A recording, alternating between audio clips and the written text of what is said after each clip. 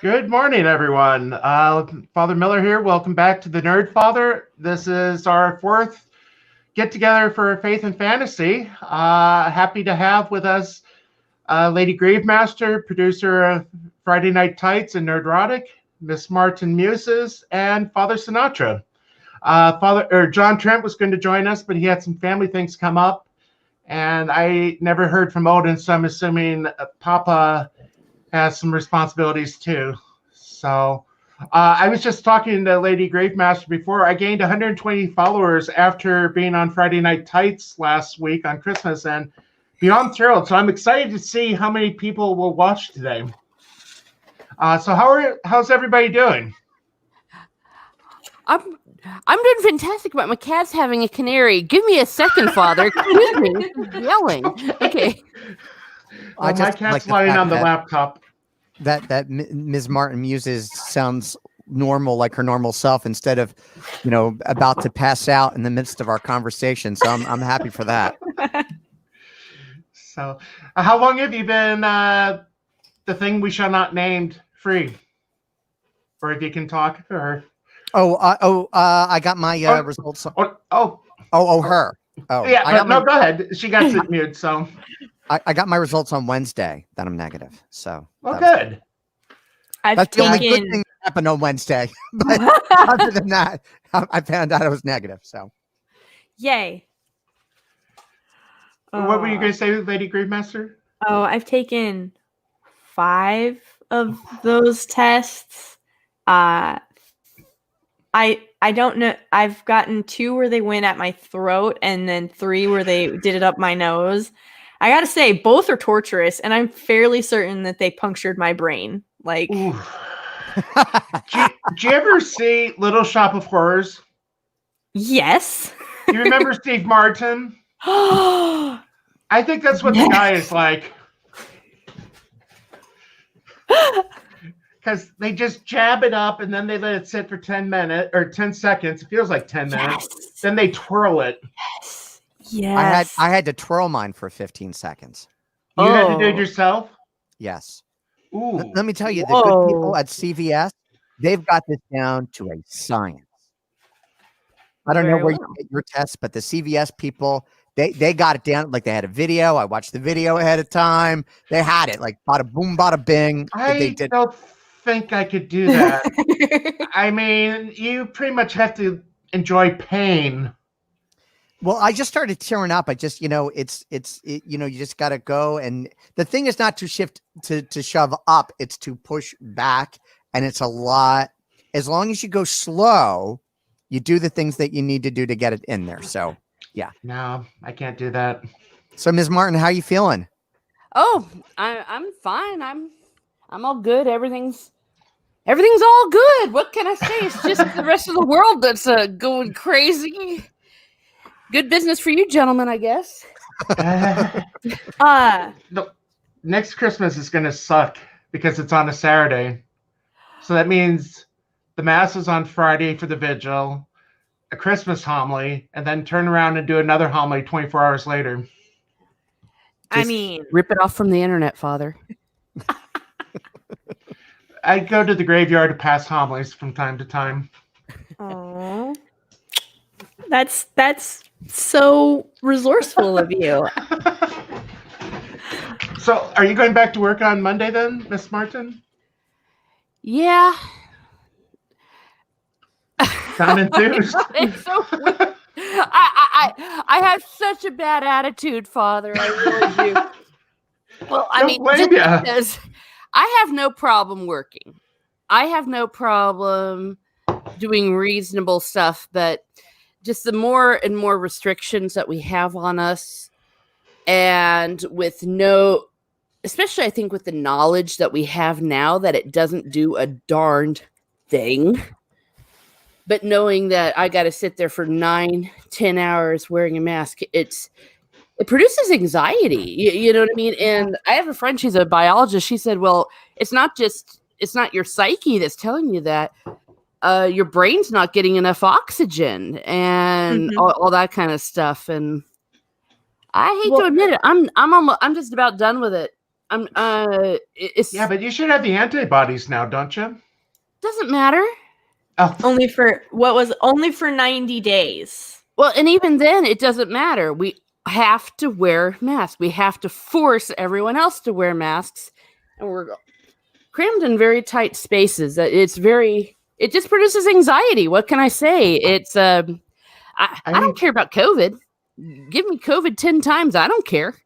It's the restrictions, I think, that are really starting to take its toll.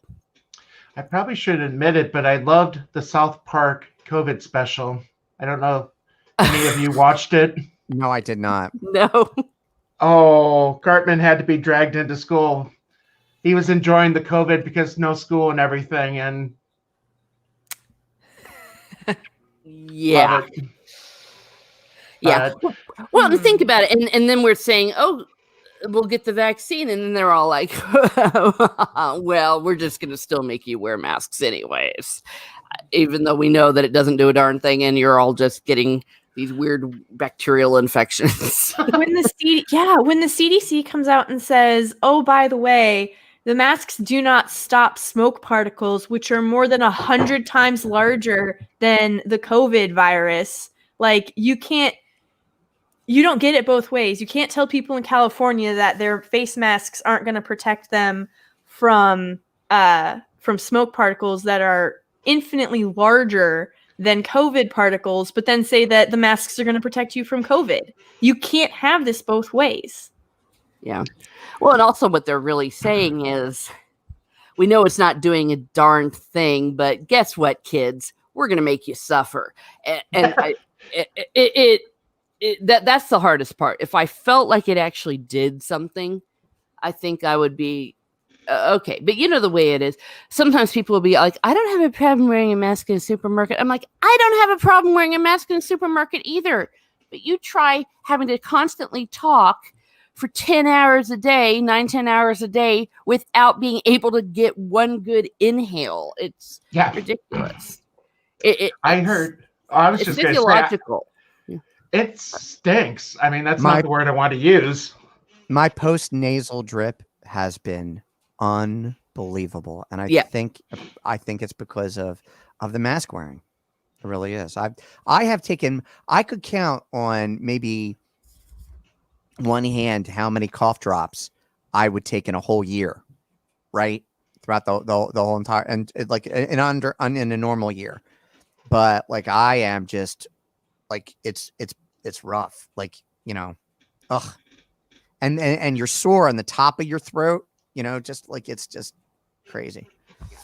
But and we only have to wear them for mass, or when people come in and talk to us, or when we're hearing confessions. Like, it's a whole lot different than being at a desk or physical work 9-10 hours a day. Yeah, and the thing that's interesting about about the whole thing is, as we as Catholics, we're like, we want to be obedient, we want to be good, blah blah blah. I've got a really bad attitude, but it's it's very difficult doing something when you know that it really perhaps is not necessarily for your good. And you've got situations at work, you'll get emails saying, hey, you get all these free psychiatric counseling sessions, and everyone's starting to pop pills, legal pills, but people that have never in their lives before had to have anxiety meds and go to see shrinks and stuff, and that was only after being back at work for a month. It's like the psychological toll is hard. And I think I talked to you gentlemen last time around that fathers, and then they take away a lot of the things that keep us sane as Catholics, which is mass, being with the community, social gatherings, the whole donuts after mass. We need that. It sounds so petty, but we need it. And we need Jesus. We need Jesus in the Eucharist. I'm not going to shut down. I don't think our diocese is going to shut down again. I took this thing seriously when we first began. I was all for the shutdown, the idea of flatten the curve and all that. But you see all the hypocrites, especially in California. I can't say it like Lady Gravemaster and Gary does, but it's like, no, I'm done it. I mean, I'm still taking it seriously, but I can't shut down again. And the thing, I don't know if Father Sonata would agree, our attendance for the Holy Day yesterday was down. Oh, everything's That's the thing I'm afraid of. I'm afraid, you know, it's like the obligation has been dispensed for almost a year now. It's going to take a while for people to get back into the routine of, you know, come to Mass. Right. I mean, the thing is, like, Christmas was down a ton. You know, people, I didn't know, like, I made things as about as accessible as possible, not knowing who would show up and who wouldn't. But we had maybe, like, the most we had at Mass would be close to 100 people on Christmas Eve. And when you're talking about that, you're used to having 300, 400 people in church for one Mass, the 4 p.m. for Christmas Eve. And then, like, having two of them have about like 400 or 500 in one, and then like 200 in another. And that you might have between the two Masses that you do 110 people, you know, and I don't want to take it in terms of collection, but we budgeted 40 grand. We got 17. I'm grateful for the 17, but that's not the same, you know, and you got to make that up somehow. So, yeah. Well, I always kid. It's like, okay, we're getting on the bus and going to the plasma bank. Right. What is it, like $20 a person? There we go. That's how. Well, I always kid, you know, it's like in school with the budget deficit. It's like, let's get all the kids on the bus. We're going to go sell our plasma. Yeah. Well, and my concern is, of course, that they're talking about these things not being lifted for another year or so. And I don't want to sit around and get too tinfoil hatty here, but I think there's someone who's rhyme with Aiton, who is maybe behind some of this stuff, especially since we've seen so much deception going on since this began. Whenever I see a lot of deception, a lot of lies, a lot of cheating on other things, we even talked about not even talking about the election, talking about the cheating that we see the politicians doing. It's like, if this is really deadly, why are you all out there partying? It starts to smell a little bit like Church Lady used to say, who could it be? I just can't imagine. You know, I gotta say, so I subscribe to Peacock, the NBC streaming. They have the Saturday Night Live skits from the 80s and the 90s. And it's been a blast to watch the skits, the Church Lady again. I love Norm Macdonald's Weekend Update with all the sarcasm and everything. It's worth it. I pretty much canceled Netflix about a year ago, and after Cuties, I'm glad I did. It's just been a blast to be able to watch Saturday Night Live when it was good. Yeah. I think it's real. I do know some people that have gone a little overboard with it, with the whole "this is Jesus coming" and getting really into some of those private revelations that I keep telling them, reminding them they're private. Like, even Fatima technically is private. We're not required to believe in Fatima. Exactly. But that's at least a normal one, if you will. Right. I mean, it's creepy enough as it is. But, you know, the ones that, Our Lady's saying Medjugorje. this. And Medjugorje is one of them, but not even Medjugorje. Even the ones where they're talking about there's going to be a warning. Oh, Bayside and Garambadal. Yes. And I'm like, what warning? It's like, there's going to be a warning, and you have to have a blessed candle, and the 3 days of darkness and the blessed candle. Yeah. And I'm like, Jesus isn't a jerk. He wouldn't sit around and go, you were supposed to do all of this, kids, and I just kept and now you're going to die, except some dork over there on a hill. And here's the sight of your soul. Exactly. And I keep telling them Judgment Day is going to be bad enough. Why add to it? I worked for a Catholic bookstore. It was a Medjugorje bookstore, and I remember somebody brought in water that was from a blessed shrine in Conyers, I think it was in Georgia, and I think it was contaminated or something, and people were just drinking it. Oh. So I mean, people can, people. It always drove me nuts when people take things a little too seriously. Mm-hmm. Well, and especially, we do have something that is completely within the norms and ordinary part of the church. You want some special water? I can go right now down the block and get a little tap and get some holy water. And you as a priest, you two can do it anytime you want. Mm-hmm. Mm-hmm. It's like, get some holy water. You don't have to go traveling over the river and through the woods. I got a lady that drives up once a month, and she's got, I want to say, like 5 gallons of water in the back of her trunk that I have to bless for her. Good for her. Nice. And if I have the time, I'll use the old rite and I'll bless it with the blessed salt. I have some blessed salt hanging around. Yeah. Nice. Oh yeah. Yeah, I got some blessed salt. I got some blessed chalk. Yeah. Good times. So I got to ask Father Sinatra. So I had somebody bring in like a 24-pack of water bottles. Okay. Do you have to put the blessed salt in each one of them?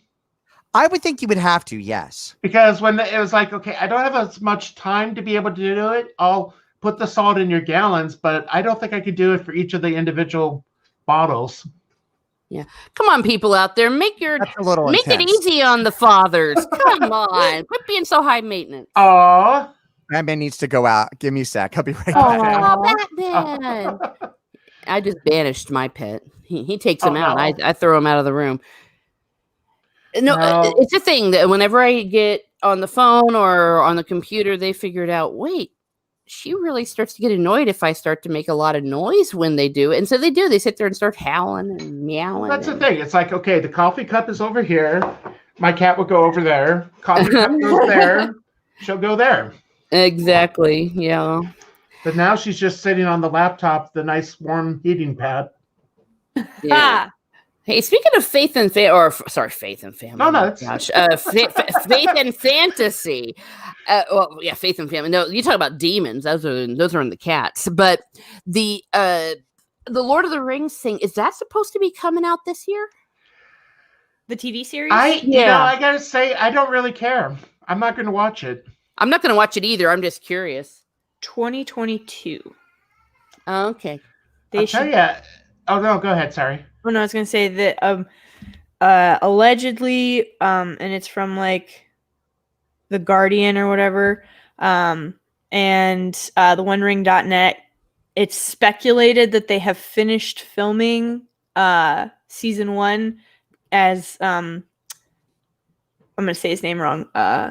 It's J.A. Boyjena or something. I forgot how to say it. But he's just left New Zealand. So they are speculating that season 1 has finished filming and is now in post, which is going to take about a year. Okay. Is it going to be rated R? I hope not, but all of the...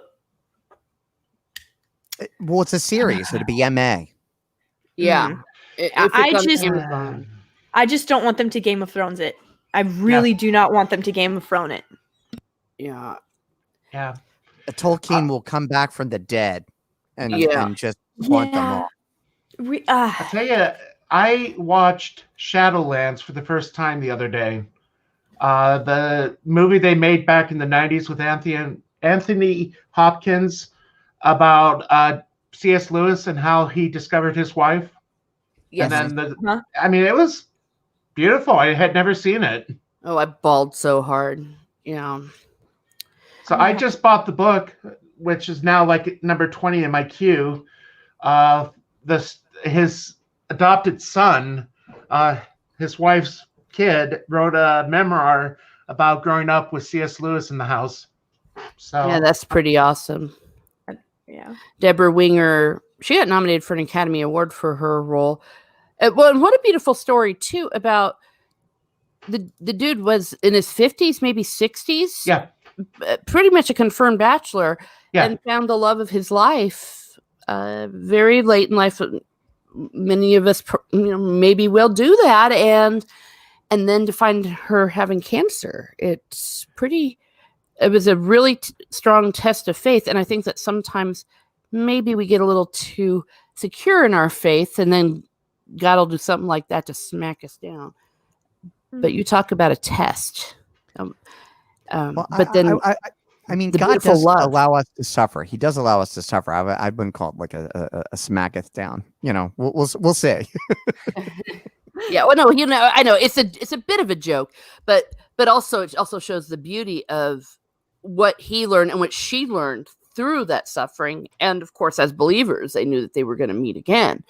Mm-hmm. Yeah, but you got to admit, Father, come on. Sometimes you're just like, God, really? Give me a break for 3 weeks? Just 3 weeks.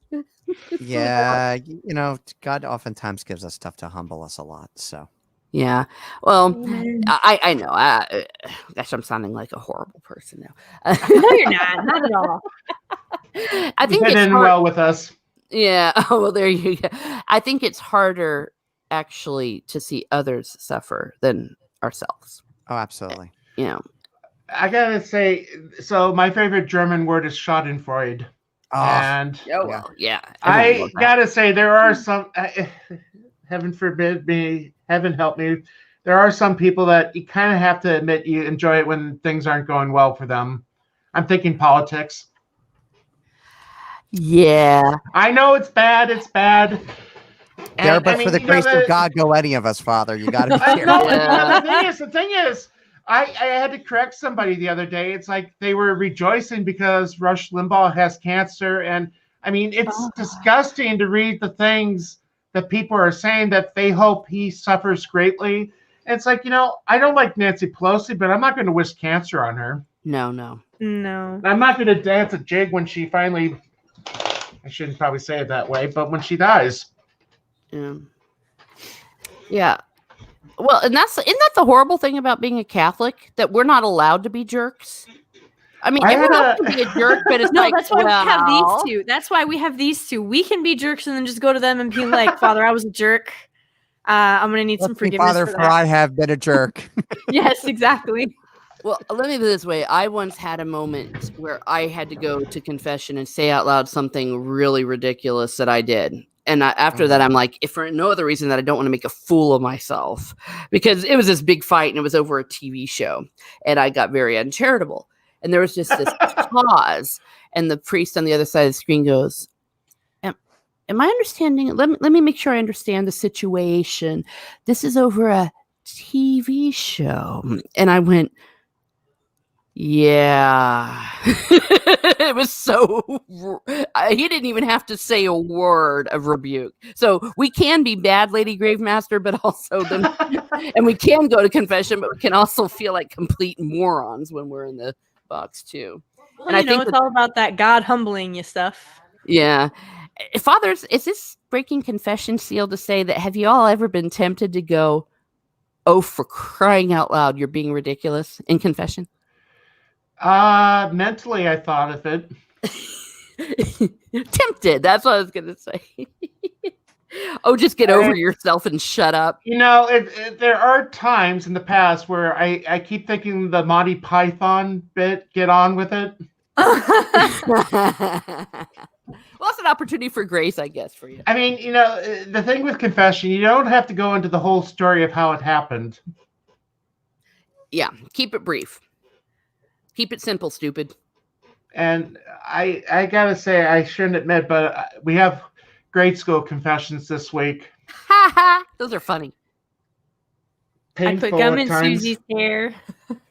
Have you ever wanted to crack up at those? If only. Have you ever tried to prepare a little kid for confession, and then you're like, oh, Father's going to crack up so hard on that one. Just the things that little kids do. No, it's more like, okay, I'm sure you did more than one thing in the last month. No, they were perfect angels, Father. Okay. Uh-huh. No, my oldest just 2019 had their first reconciliation and first communion, and reconciliation was 2019, first communion was 2020, and we had to do it really like it was a staggered first communion, and but it went really well. And but when I was prepping my oldest to go in for confession for reconciliation, it's like, well, what do I say? And I was like, just tell the father what you're sorry for, like any bad things you might have done that you don't want to tell mommy and daddy, because he can't tell anyone. And she's like, so I should probably tell him about how I cut my sissy's hair. I was like, yeah, sure, why not? That works. Sure, go ahead. I think I've mentioned it before, but I sent Odin Alfred Hitchcock's I Confess. Yes. And I always showed that to my kids in class. Yeah. Such a good movie. That's one of the ones that I like is like when they're getting ready. It's like, oh, I need to tell them that I called my best friend a brat. And you're like, but for a 7-year-old, that's pretty. You don't call him a brat or a big crybaby. I wonder. So I know I tweeted a while ago. Some genius did a Perry Chan type thing where they put Cary Grant from North by Northwest in Star Wars. I don't know if you saw that. Oh no! No, I did not. I think I could probably get away with it. I mean, it hasn't been copyrighted striked. So let me see if I could do this. I'll be careful. Anytime I'm around, you know the bad stuff happens. YouTube gives you the option of taking it down or cutting it if they find a copyright claim. Let's see. Okay, there we go. We'll have to watch a little of this. It's so darn good. Let me see. It actually fits in. I'll be right back, guys. Hold on. Okay, let's see. Is the sound playing? Yes. Yes. Ooh, look at.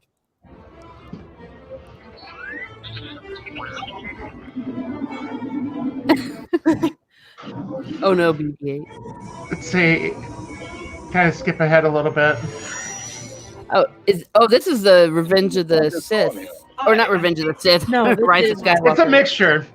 Okay, Rise of Palpatine, rather. I've not seen that abomination and never will.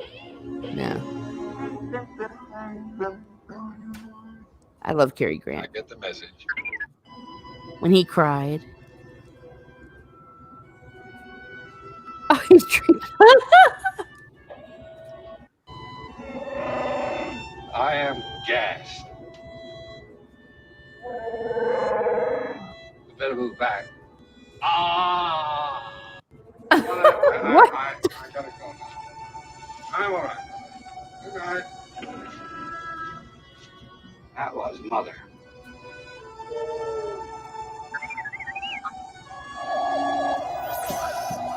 Oh my gosh.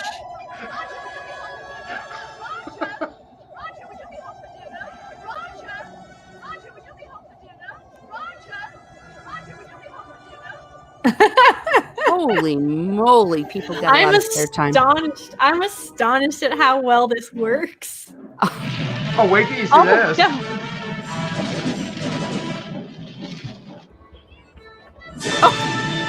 Oh my God.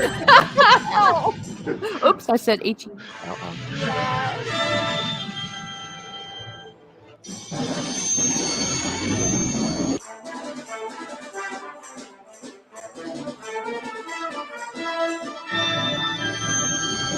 Anyway. Yeah.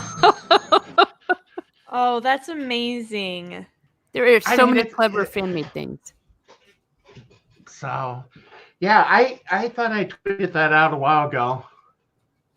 But what was it called? Darth by Darth West. Oh, yes, I will definitely be giving that a look because that was hilarious. And Perry Chan is another level. Yeah. Have you seen North by Northwest? Of course. Okay. Of course. Try not to assume. It's Cary Grant. Oh. Okay, here's another one then. How about Father Goose? No. No. That's where he is. It's during World War II, and he's like an observer on an island, and there's a woman with a group of girls that get stranded with him. Ooh. I'll have to send you the trailer. What about Operation Petticoat? Yes, absolutely. Love that one. You know the blooper at the end, right? No. When he's coming off the deck, the kid greets him, "Hi, Mr. Grant." Oh. That made it in. Registered? That never registered, not once. Everyone goes and Googles it. Right? Like it never crossed my mind. But if I could, I would so love if we could get a Cary Grant or a Dean Martin. It's like just if we could have a Cary Grant in Hollywood again, I would be so happy. Yeah, they don't make them like that anymore.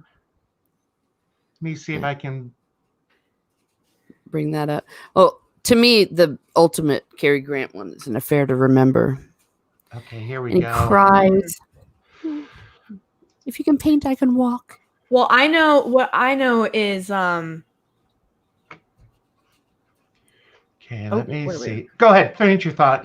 Oh, no, I was going to say I remember thinking that I love It's a Wonderful Life. It's one of my favorite movies. But did you know that Cary Grant almost played George?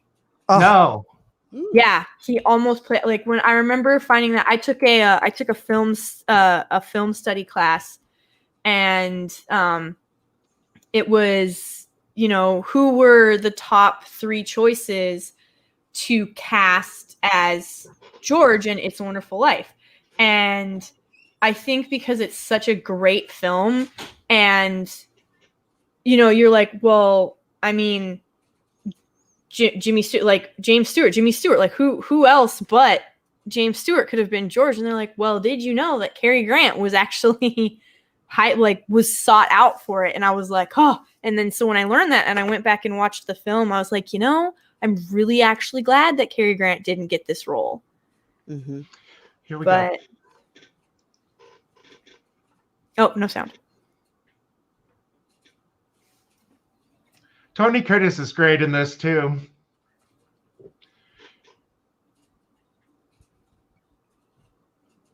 Are we supposed to be hearing it, Father? Father. Yeah, did you hear the audio? The sound isn't playing? No. I thought I clicked the sound. Let me do that again then. Yeah, but anyway. I was going to say another movie that he was really good in is The Great Imposter. It's not on DVD. It's kind of like Catch Me If You Can, but back in the 40s.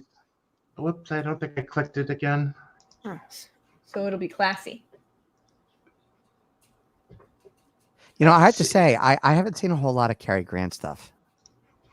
Oh, well then you have a plethora of stuff to enjoy and don't have to worry about any of the new trash that's coming out. Here we go. At all. Hey, by the way, where's my wife? I don't know. She never showed. Attention on deck.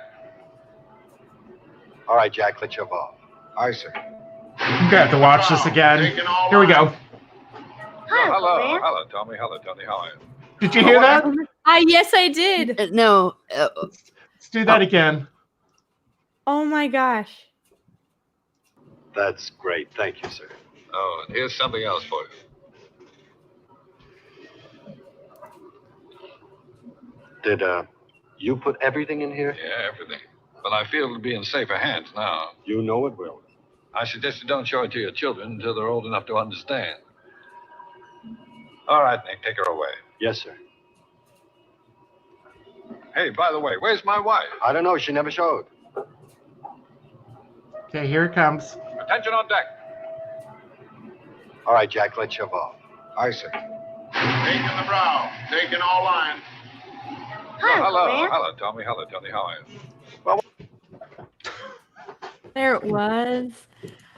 That made it.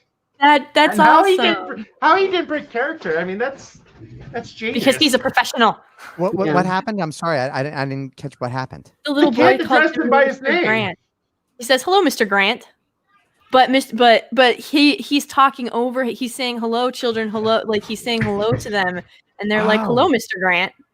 Yeah, it's So- kind of hard to catch. It's harder to catch than Yeah. I thought. Yeah, because I didn't get it originally. I That's don't crazy. remember. I don't remember how I found that out. I mean, this is a movie I remember as a kid. Let me see if I can bring up the Father Goose trailer. If we get copy or I can always take it out afterwards. Mm-hmm. I think you would love this. This is from 1964, and it's I love it. I mean, I don't have it on DVD, but I would like to.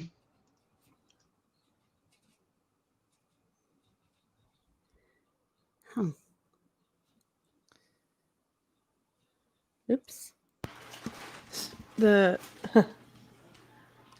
Of course, it's buffering. Here we go. There we go. Not anyone we know. Well, it looks. Oh, it can't be. It's Cary Grant. What's he supposed to be? The rude, foul-mouthed, drunken, filthy beast.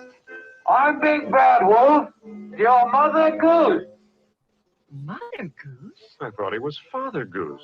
Father Goose, starring Cary Grant and Leslie Caron, shacked up on a Pacific island with 7 little castaways. He was gallant, hospitable, and considerate. We could all do with some food. And always a gentleman. Now, if you'll excuse me, I'm going to go to bed. She was thoughtful, gentle, tolerant. I asked you to stop drinking, but you wouldn't. Where is it? The children were helpful and loving. And the adults brought out the best in each other. Maybe we should stop straightening pictures and let men wear their own pants. Maybe they'd be able to touch you without asking permisso. Cary Grant, Leslie Caron, Is it morning already? in Father Goose, co-starring Trevor Howard. Good heavens, he's killed her. And the dear little girl.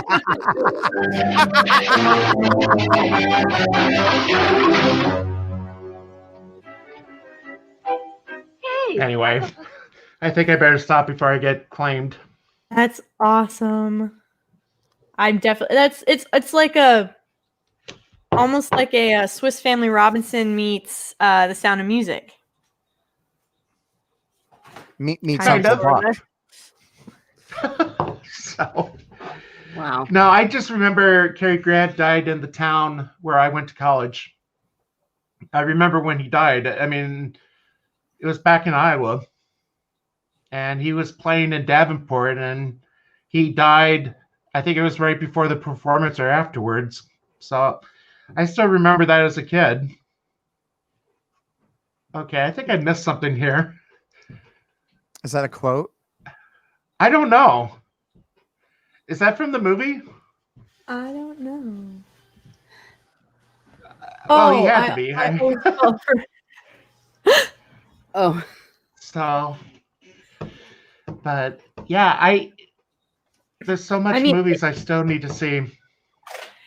Yes, I think honestly when I compare, so I've stopped doing it, but like I compare leading men of Hollywood today, like I guess it would be like George Clooney or Matthew McConaughey, like, that have the more like iconic type deal. And I'm like, there's just not Cary Grant or Jimmy Stewart though. Like there's not that same gravitas. And I miss that kind of magic on the screen.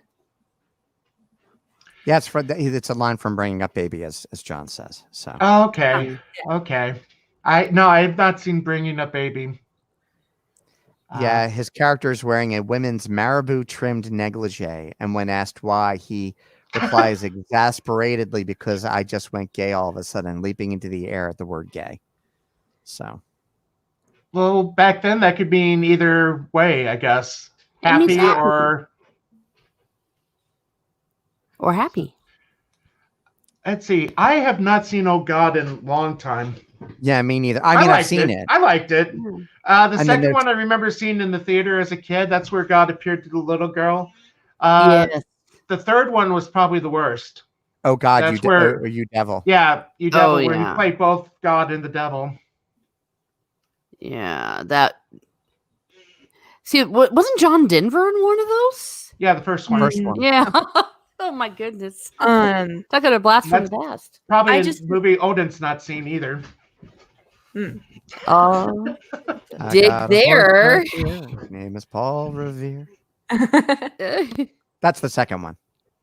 Or the third. What is? it the third? The song where the guy sings I've got a horse right here from Guys and Dolls. It's been probably 25 plus years since I've seen the third one. I don't know if it's the second or the third. I forget. I don't remember. I think I knew that Gracie Allen was Catholic. No, George wasn't. George was Jewish. I just downloaded for fun on archive.org. They have a bunch of the old time radio programs, and they have a lot of George and Gracie's shows on there.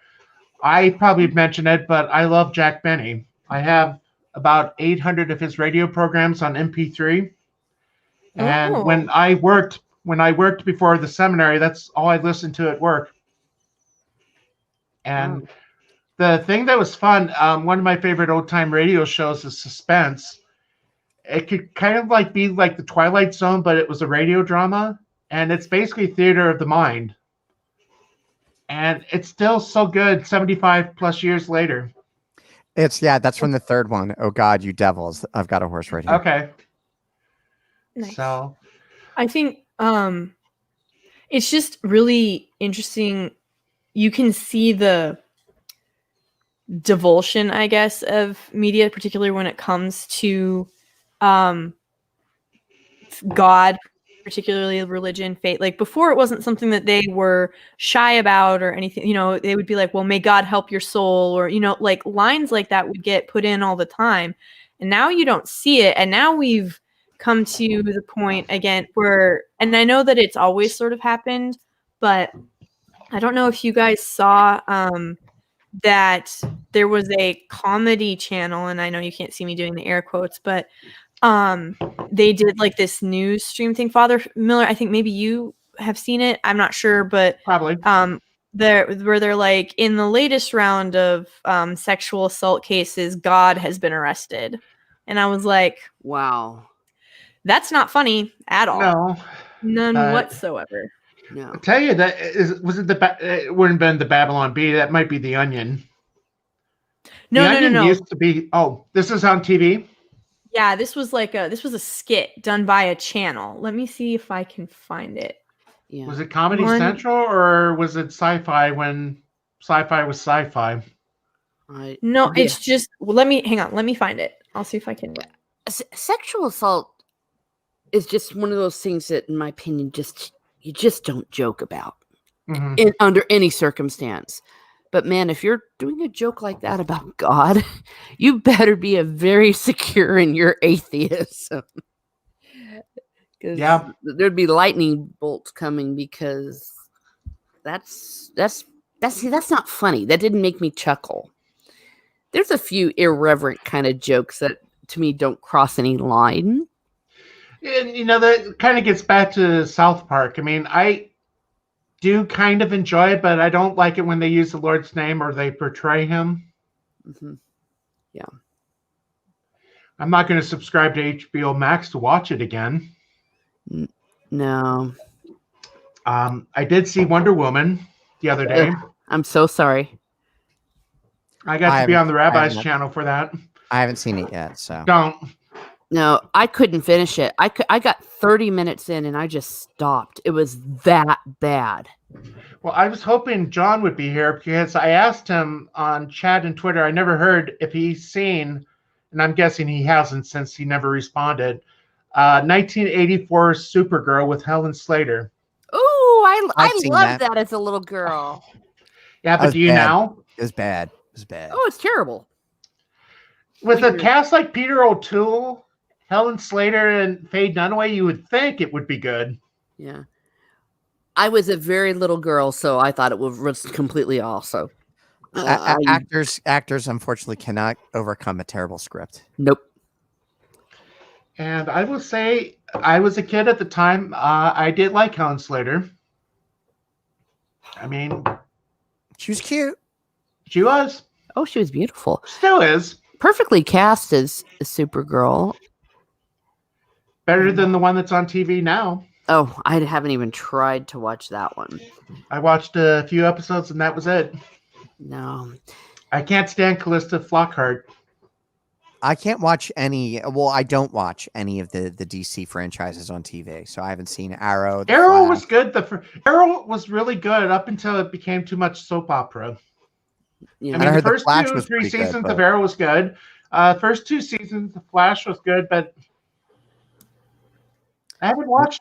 I mean, after season 2 of both Flash and Arrow, they went kind of bad. Sorry, I'm back. I can't seem to that's find fine. it, but basically, yeah, they just this channel, they made a skit, and they it's like a news anchor is sitting there, and they're like, in latest news regarding the next person to be arrested in sexual harassment is God. And so they've got like this old man with a long white hair and a long white beard, and in white robes, handcuffed, and they're dragging him to a police vehicle. And I was like, that's tasteless. I have to see Soul. I still have Disney for another month or a few more weeks. Soul did look good. It's my brother said it was theologically a little off, but he said it was okay. It was okay. Yeah. I did watch Doctor Who yesterday. I'm sorry. Why? Yeah, I saw your feed, Father. Yeah, I hated it. I can't believe how contrived the whole Yaz Doctor thing is. Like, they are telegraphing that hard. It's like, okay, and River Song's the spouse or whatever you want to call it. And I mean, it's like, the thing I absolutely hate is how it's always about the fam. I mean, it's like, I think the Pawns felt more closer to the Doctor than these 3. That's being generous, I think. I don't know. Like, I've watched 3 episodes of Whittaker, the first female doctor, who we will lovingly call Dr. Karen, as the Nerdrotic would say. Yeah. But I think that, even calling her Dr. Karen is too much of a compliment. She's just she's a joy suck. Like, you used to be excited and it used to be fun, and there were real stakes and there was real emotion, and you connected to the characters. And even though the Doctor was this ancient immortal being who had seen all of these things and lived all of these lives, and you could still relate to the Doctor, though. You could still No, go ahead. Sorry. Oh no, I was gonna say, you could still appreciate the Doctor. You could still, like, there was something about them that you were able to connect with, whether, and there's just nothing there now. All the SJW stuff aside, it's just not written well. It's just not written well.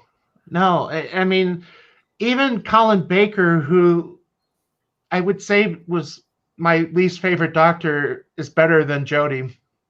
Well, Colin Baker also got the Shaft. He got the Shaft. Yeah, he did. He did. I mean, I haven't listened to any of his Big Finish stuff. I probably should. And there's another thing that was online with him and the girl who played Perry, called The Stranger, which is not bad. It's not bad. At least as I can remember it, it wasn't bad. To give him a second shot, because they never really did. They never gave him a shot. And he's a good actor. He's a good actor. Mm-hmm. Colin Baker. Here's a fun one. Did you know that Tom Baker was in Blackadder? No. What? Let me see if I can find the clip. Oh, wow. Well. Yeah. You know what? You've seen Blackadder, right? Well, yes. Yes. Yeah. Well, this is nailing the head, I think, on some of this entertainment. Is, in general, you could just say that joy has been sucked out of entertainment, and then for that very reason, it's no longer really entertaining. Okay, here we go.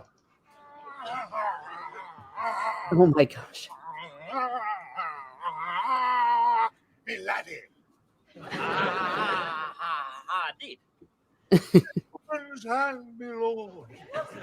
That's about all I better play.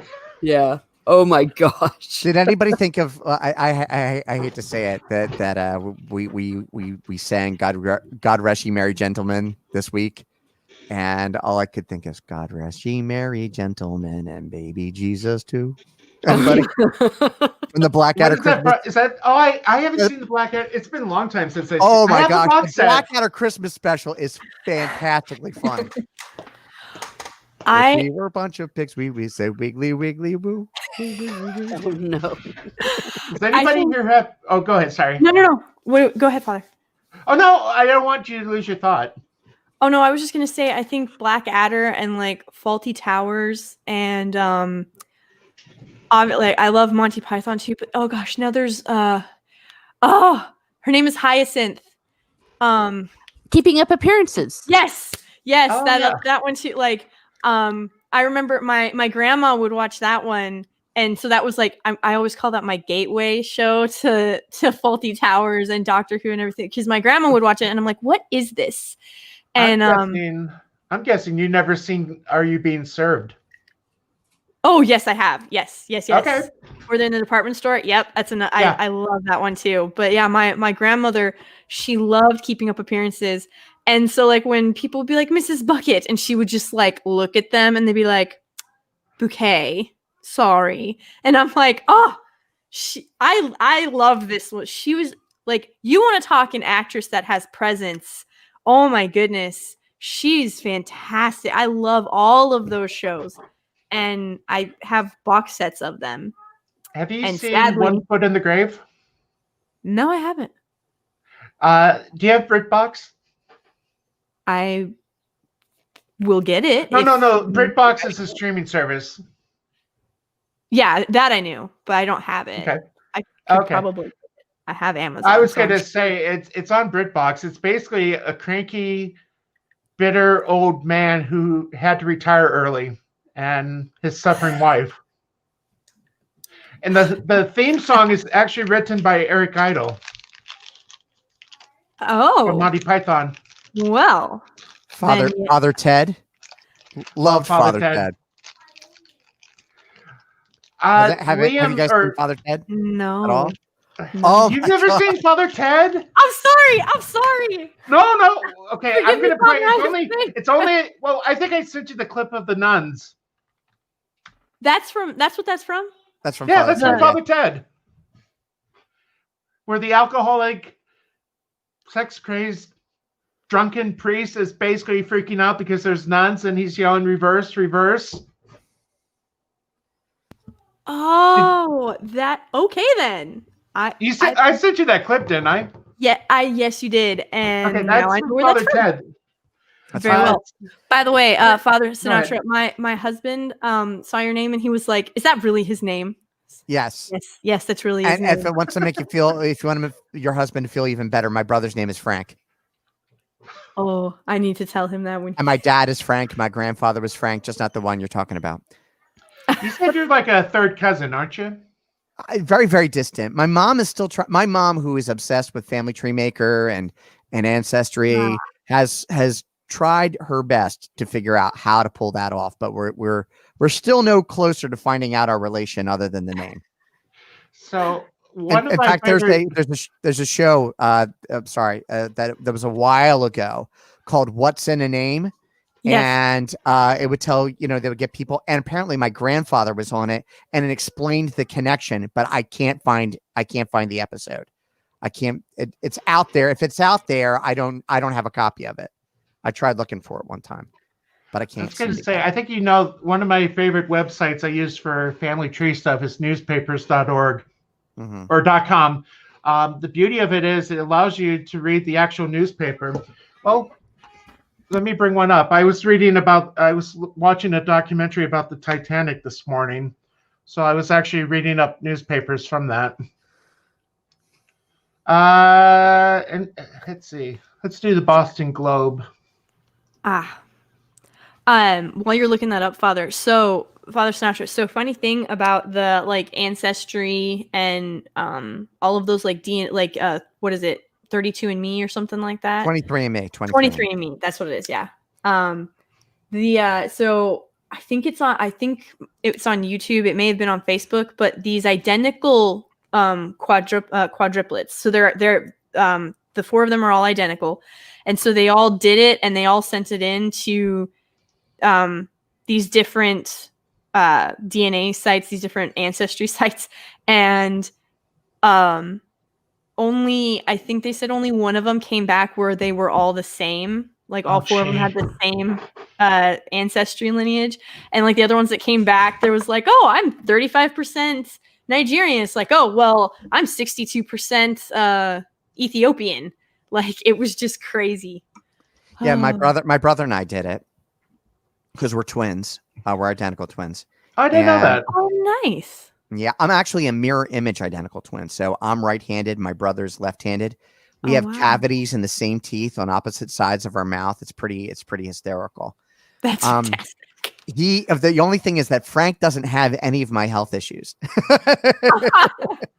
So I'm the one with the bad heart valve. Frank doesn't have a bad heart valve. Didn't need it, So, So it's still a mirror. You have all the health issues and he has none. Right, exactly. Yeah. Well, you're the one that became a priest, so God goes, "Hey, I got a professional sufferer down there." Oh, yeah, you got no idea. But the thing is that I think we did Ancestry, and then I don't know if the Bubba did 23andMe. I don't think he did. And that's my nickname we call each other the Bubba.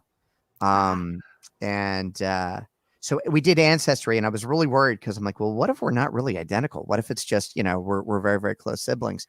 So it came back and says, okay, so here's Francis Sinatra, who is either your identical twin or yourself.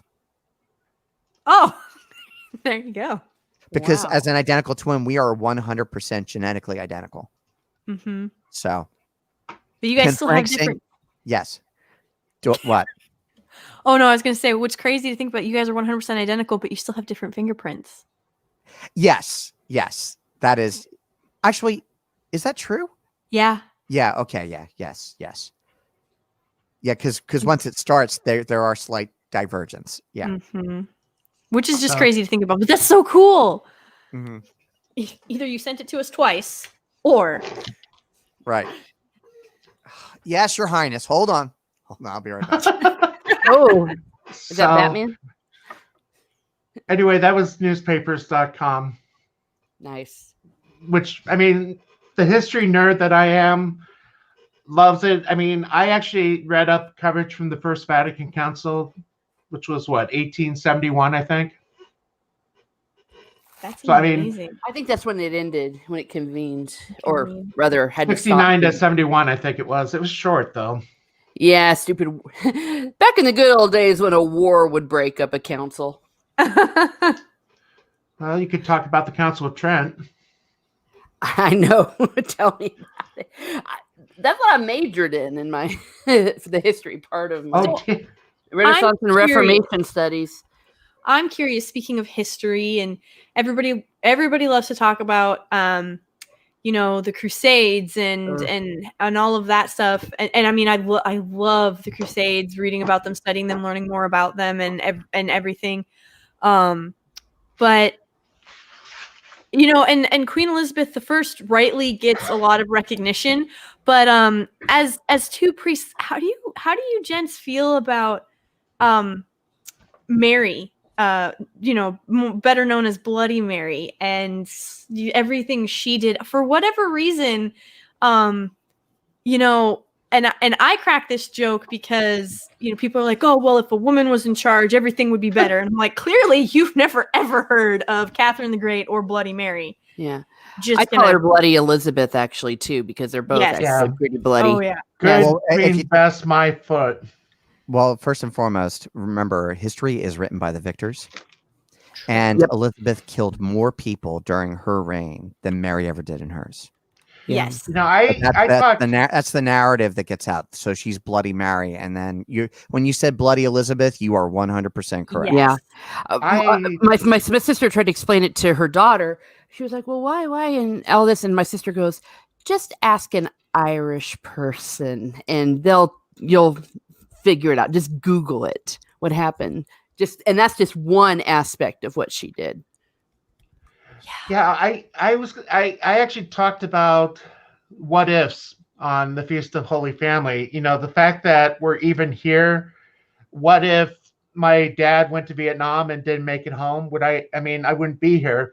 The ultimate what if, and I did this if Ninja Knight is still watching. I talked to him. What if Mary could have gave Henry a son? England would still be Catholic today, probably. Yeah. Yeah. More than likely, yeah. Yeah. Or rather a son that lived. I mean, poor Catherine. Yeah. It's not her fault that babies kept dying. That's what Yeah. babies did back then. It was a terrible time. Mm-hmm. That's right. Catherine, not Mary, sorry. Yeah, no, I knew what you meant, Father. Yeah. But it's been a while since I taught history, so the scary thing is I'm forgetting it. Because Anne had a son too who died, right? Edward, he died at 6, right? That was Anne. No, I don't know if it was at 6. It was the third wife.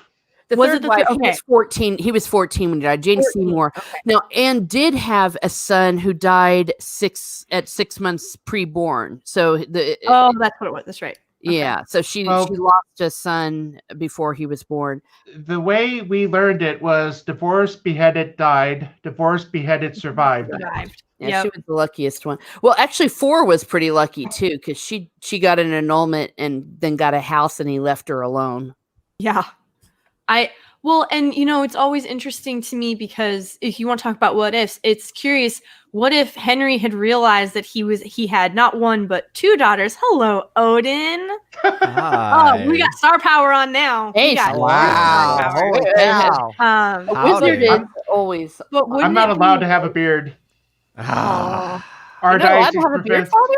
Our diocese has a rule about being clean shaved.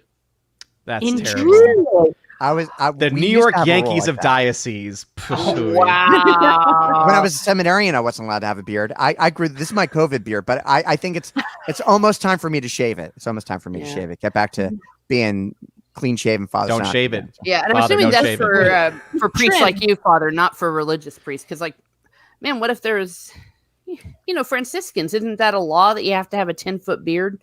Yeah, but there was a new bishop that was from the CFRs that doesn't have a beard. What? That's sacrilege. That's what That that is is. sacrilege. You can't be that without a beard. I would probably Jesus not had a believe beard. him. To not have a beard is sacrilege. That's my logic. I like that moral logic. sin. I like that logic. Well, Jesus also wore sandals all the time, but it's like -13 right now. So, I mean, frostbite, sandals, I don't know. He walked everywhere too, so That is true. I'm going to be doing a lot of walking. Odin, you probably would love this, but my parents got 11 inches of snow the other day. Oh my god! I wish. That's amazing. We got 3. Everything around me in New Jersey was like piled up with snow. We got Zippo. We got rain. Ah. They call Vineland the brown spot of the universe.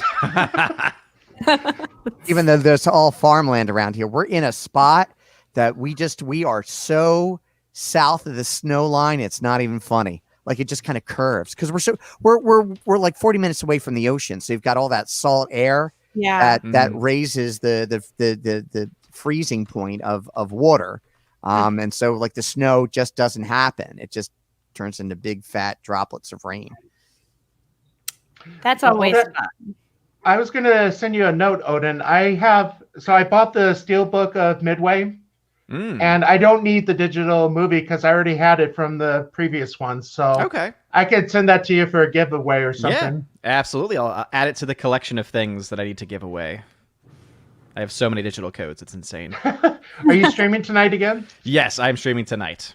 Well, I'll make sure I'll pop on in the last 2 minutes. As you always do, Father, as you always do. Hey, I can't help it. I got mass. Digital mass. Absolutely, absolutely. He's got to be out there saving souls. Mm-hmm. I'll try to pop on and say hi in the chat and and bother you and ask you all kinds of questions. Oh, please do. Please do. Both my Valkyries are going to be out tonight, so oh no, I'm gonna have to elevate a couple of people to the role of mod. Ooh.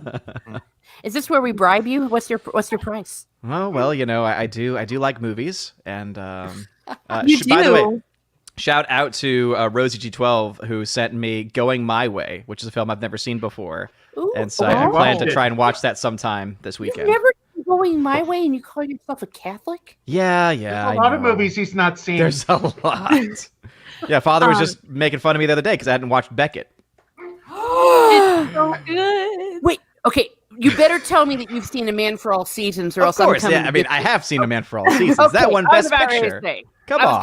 was gonna start. Beckett was nominated for petitioning your 12 Academies. Nominated. One, It doesn't I know, but still. Close only counts in horseshoes and hand grenades. Well, quite frankly, as we all know, the awards are going to mean literally nothing moving forward. They haven't for a while. Because yes, but I think, and I think last night just some guy hit it on the head pretty well when he said that foreign films were still seen with some credibility, and now that's going to be shot too.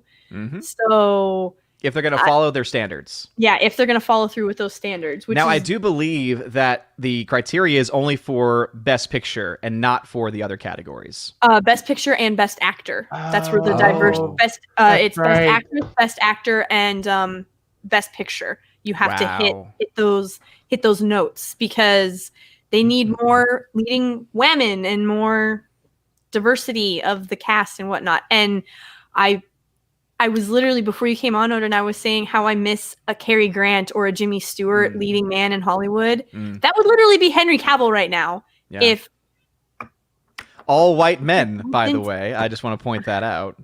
I'm kidding. Well, it just takes away from the very thing. You can't say somebody is the best of something if all people are not allowed to be taken for consideration. It's like a reverse of what they used to do before.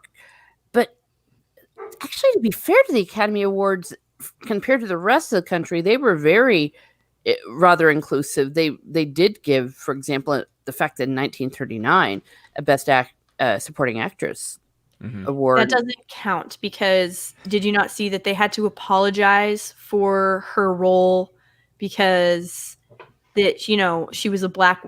I'm assuming you're talking about Gone with the Wind. Gone with the Wind, yeah, Hattie McDaniel. Oh yeah, yeah, Hattie McDaniel. They had to. They've made that disclaimer. They apologized. They're apologizing for her role and the continuation of oppression of Black voices and Black people in cinema and the world. Because apparently everything that she accomplished was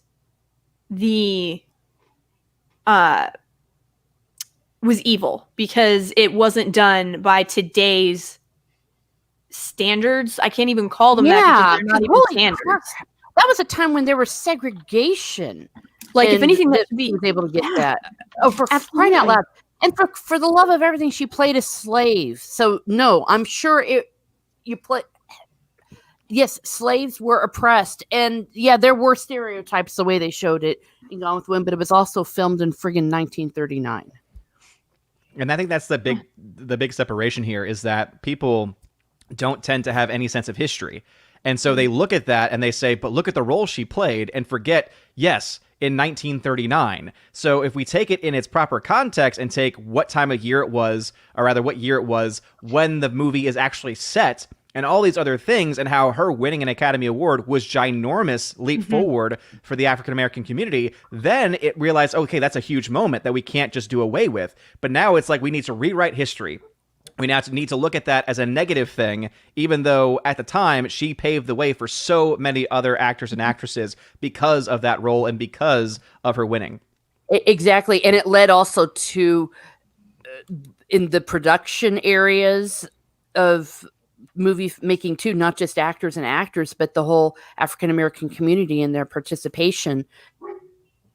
Absolutely. Yeah. It's crazy to think that where there's these people who work in Hollywood, who work in academia, and they completely miss how important it is that everything that we have now is because of what came before and who came before and choices that were made and events that happened and the way that these people handled all of those things. I mean, they didn't have to. It was 1930. They didn't have to give her she earned it, obviously, and everybody would have known that she had won. But the fact that they had to have a special council, a special vote, and then they didn't even let her in the room for the award ceremony itself, but still awarded it to her.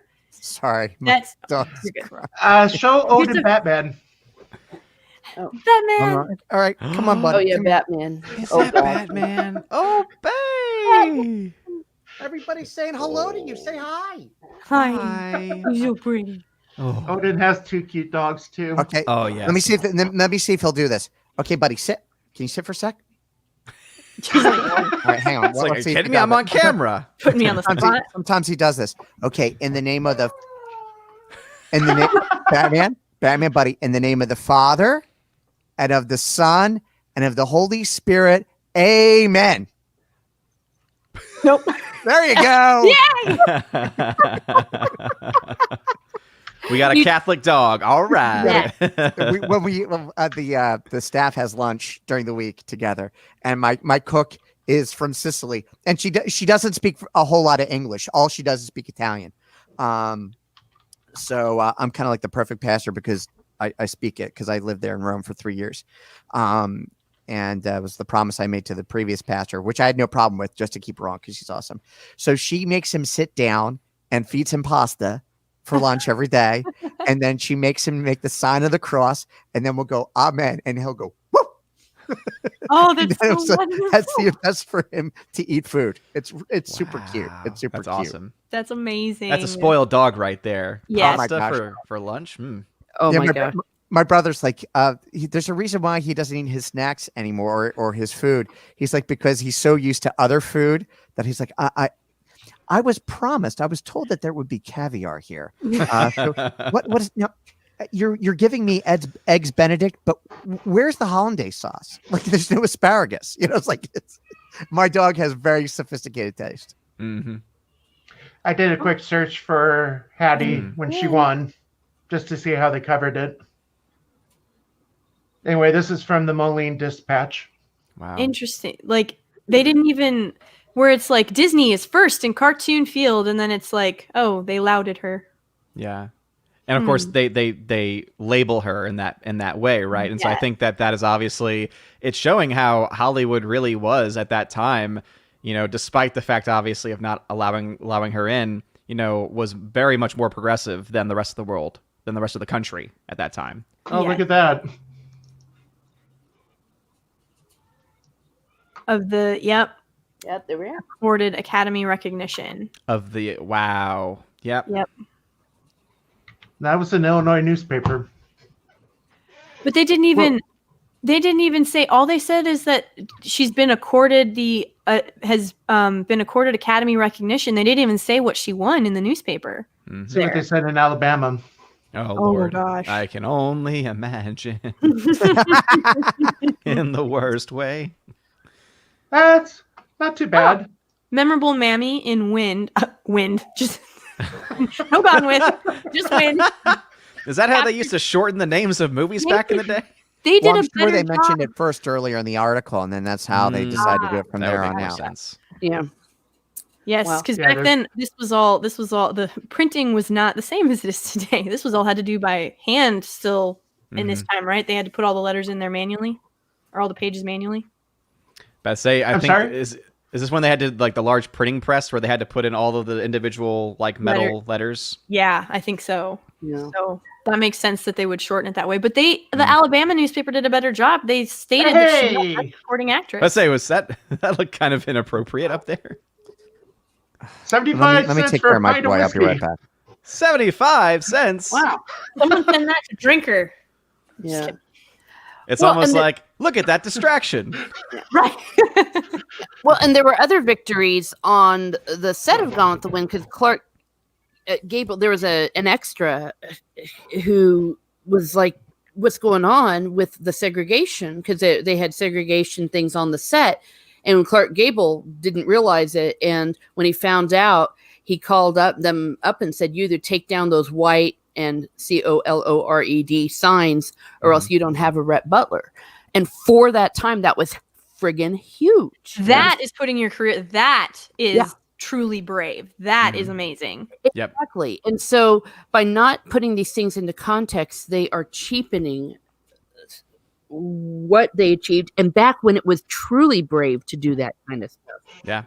It kind of reminds me of that scene from Hidden Figures, which I thought was a very well done film. But basically, they're constantly waiting for this one woman to get back because she has to run over to the this race only bathroom, which is all the way on the other side of the of the complex. And so the guy's like, "Why are you always late? Why are you always running around?" And he finds out. So what he does, he takes like a sledgehammer and just destroys the sign.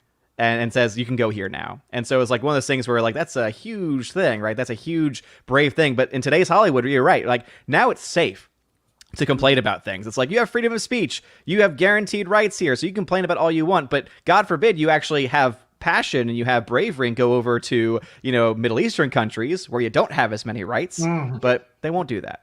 Stand up for women there. Yeah. Mm-hmm. Well, and it's not just... I was just going to say, go ahead. Sorry. Oh, no. Sorry, Father. Go ahead. I don't want to. No, I was just going to make a comment that I probably shouldn't make.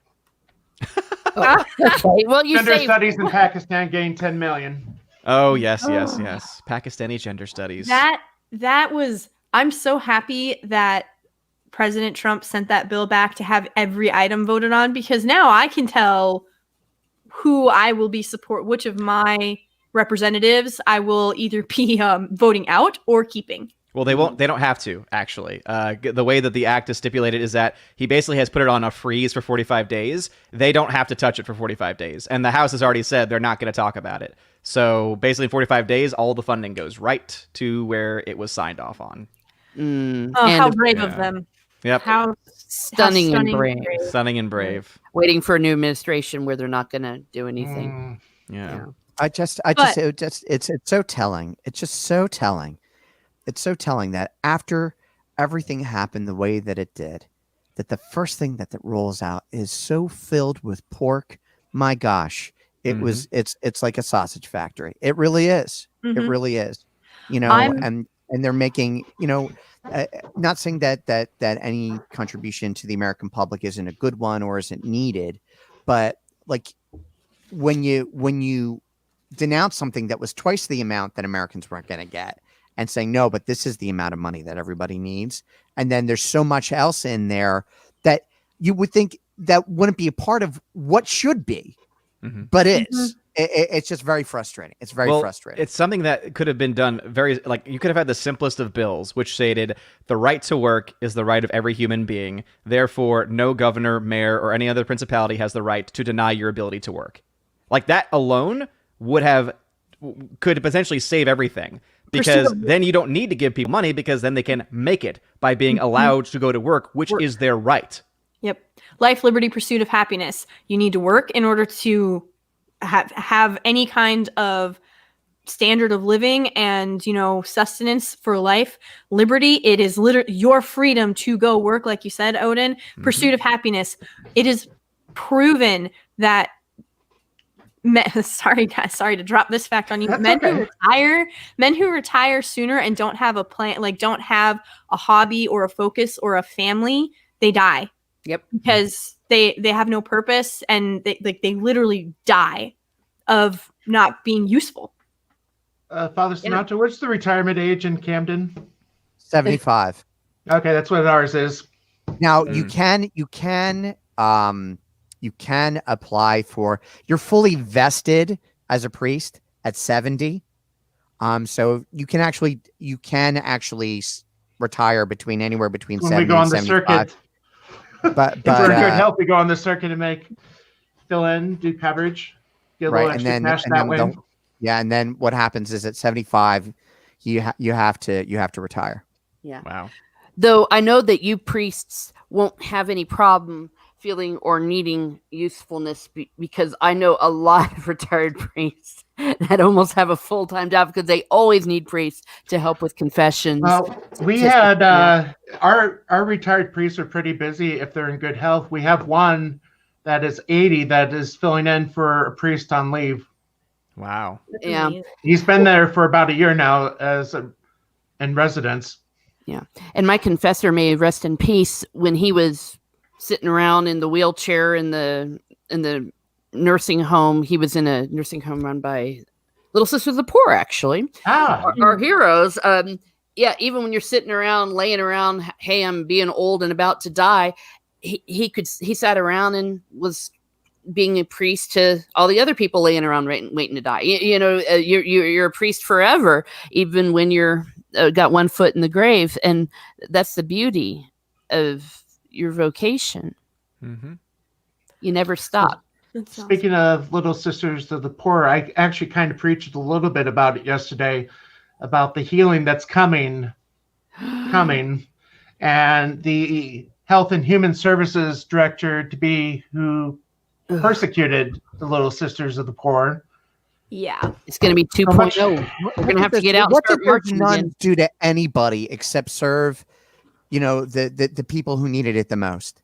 And yet you're persecuting them. Those poor I nuns. actually got because they don't want to pay for something that they don't need. Exactly. Yeah. How many nuns need contraception? If they need contraception, No, and it's they need for the abortions, then they need to reevaluate. I would say the nuns on the bus, but they're beyond that capability. Oh, oh boy, we're gonna get the God bless. I think we better move on from that topic. Yeah. Well, I think maybe, without getting too graphic, my mea maxima culpa there. But what's going on is it's about the institution, the Catholic Church, defying an order from his wokefulness. And that was my first experience of the media not even covering something that was going on that was huge. I mean, I don't know about you all. I don't know if you all went to any protests against it. No one would cover it. You'd call up. No one was covering these protests. Mm-hmm. It was really, really very creepy. And I guess the difference this time around is I remember loads of people telling me he's not going to do that.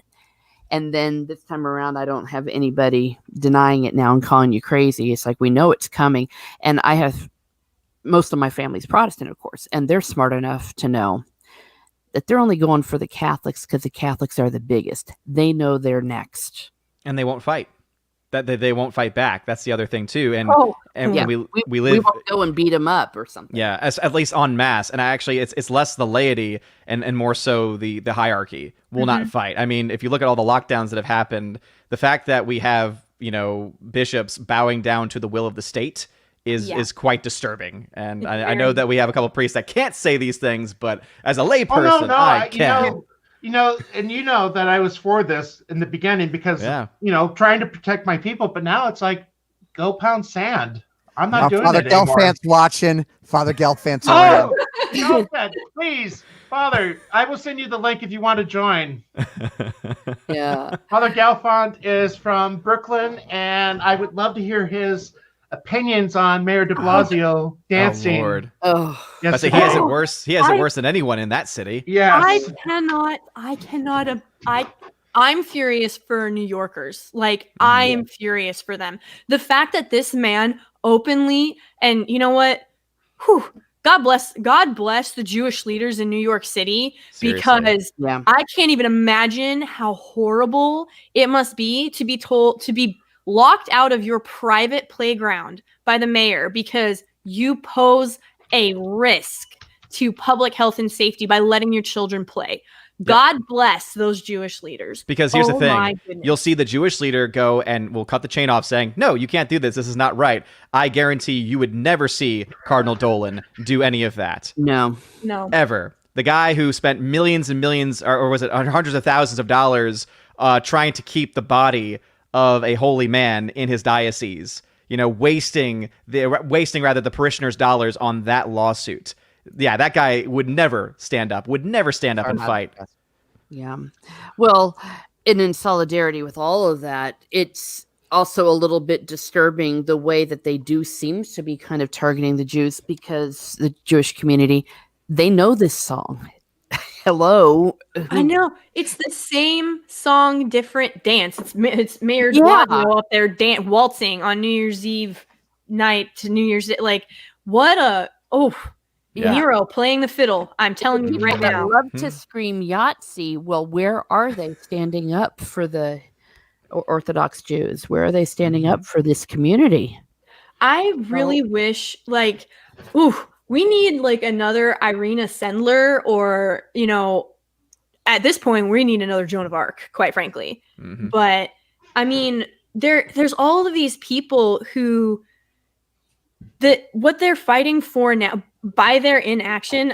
So actually my priest said this, and so I'll give him full credit. Well, yeah, Father, get y'all in trouble. I immediately know that you're from New York. I immediately knew it. If you want to talk about Bill de Blasio,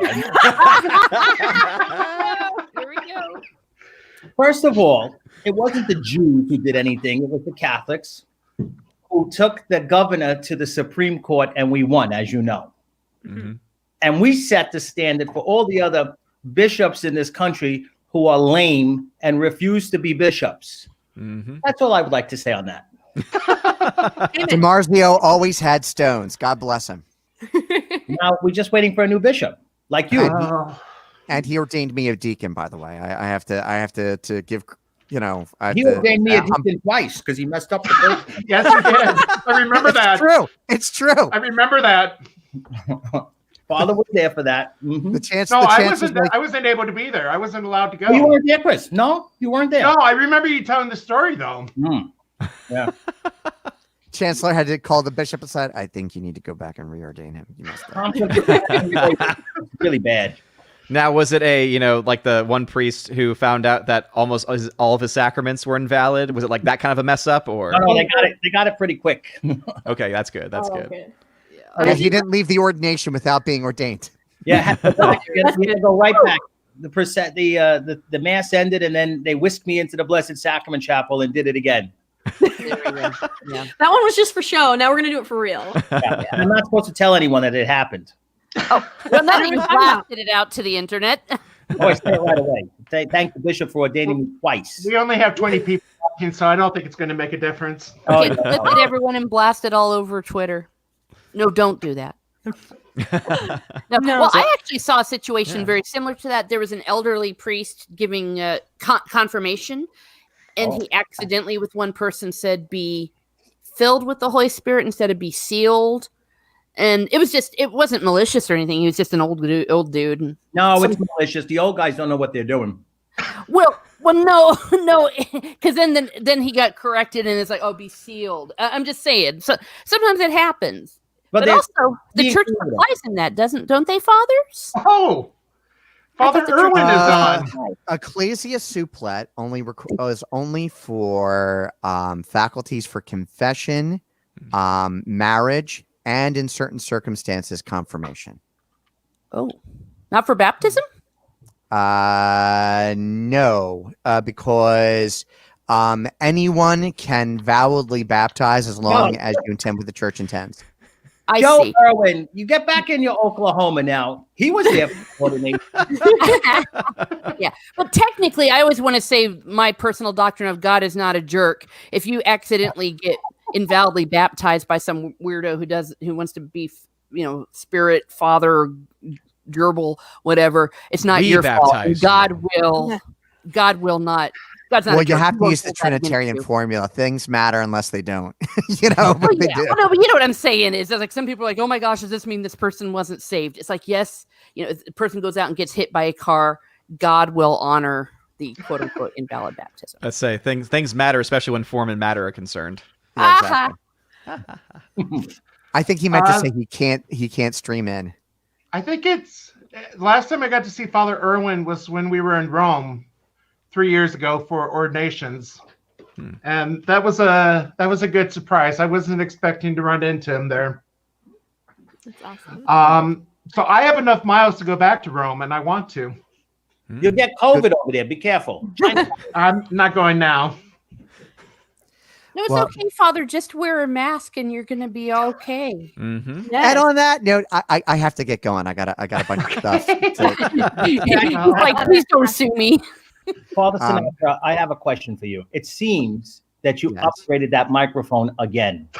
No. This is where it's been at. No, it's got the stand and everything now. Yeah, no, I've had that since the get-go. Oh wow, this is wonderful. I know.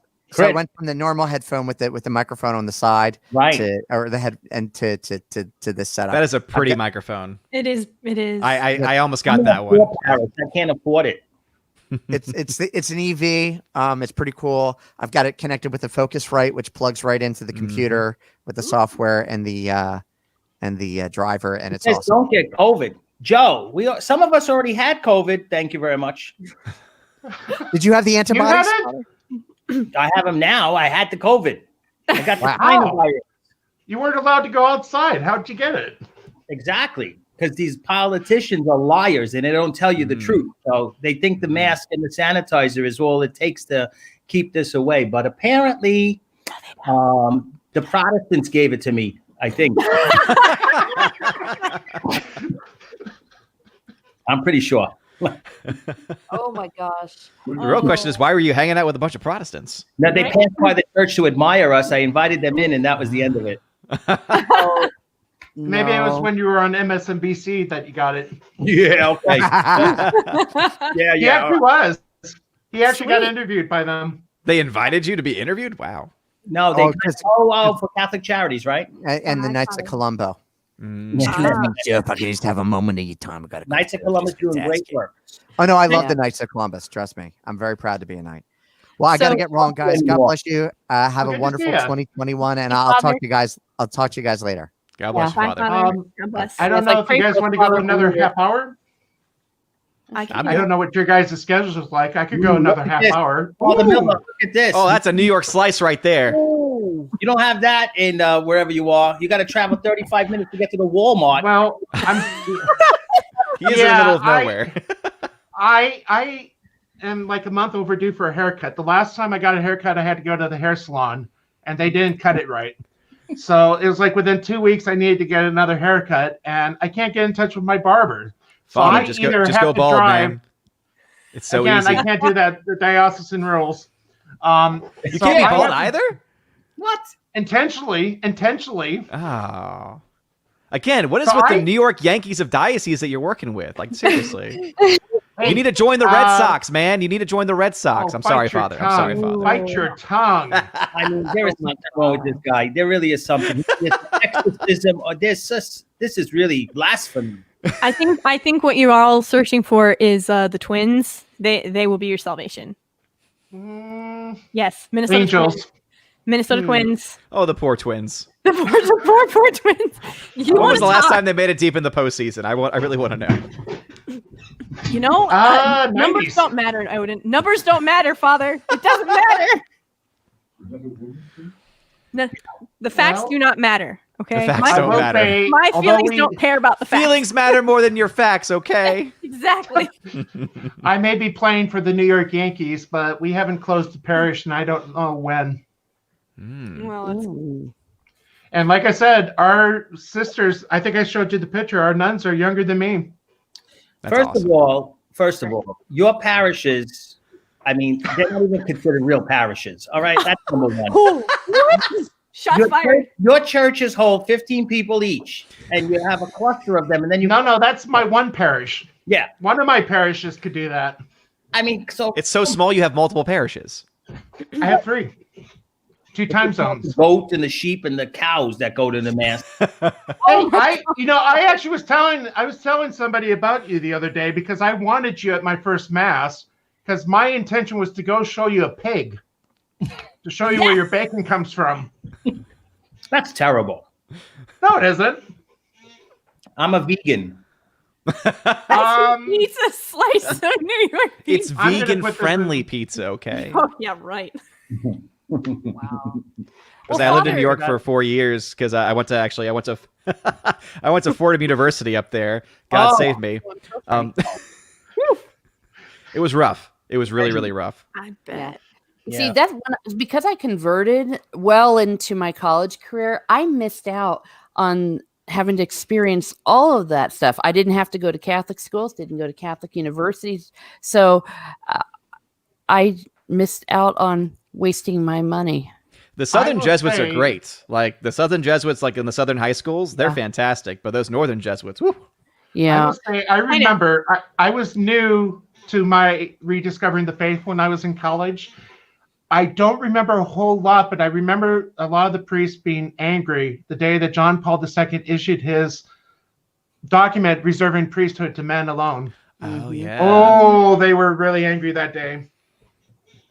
Yeah. I have that document. It's Yeah, they released a whole book series of all the different like encyclicals and proclamations and everything. Oh, I think I have that. Oh yeah, I have them. And so actually, it was at my old parish. It was at St. Patrick's down in New Orleans, which is an excellent parish. If you're ever in New Orleans, go to St. Patrick's. They've got a great Latin Mass community down there. Very traditional parish, beautiful. But they had one of the priests who had been the pastor there had retired and had given away all of his books essentially. And so there were like tons of these like book encyclicals. Like yeah. And so I have one of those too, and it's one I like to bring up whenever I talk about it, because now that I teach at a co-ed school, now I've got the girls in there saying, now wait a minute, and I got to answer the questions, of course. But I think the fundamental misunderstanding is that the way the world now thinks, and the way even we as women are raised to think, is that if we're barred from something, it's a segregation issue, it's a thing. But it's on the spiritual plane. It really helped me, besides the grace of God and all that stuff, is reading the great doctors of the church. And you got some people like Teresa of Avila, and I was one of those that petitioned Rome to make the little flower a doctor of the church. It's like a doctor of the church is a heck of a lot higher than a priest, if you know what I mean. In other words, this idea that priesthood, the idea that sacrament. Well, no, I have that one for the Eucharist. Yeah. This is written by Sister Sarah Butler. So this is one that was recommended actually by the priest at my school, because he says it's good to have a female perspective on the matter, because it's, again, because unfortunately, the female students always say, well, you're just a man and this is all coming from the men. It's like, oh, well, here's a book that talks about the same things and defends those things and explains them. Oh, I've got a story. When Miss Martin's done. Oh, yeah. Well, since I was interrupted by a man. I'm sorry I had to mansplain there for a second. Yeah, all hail the patriarchy.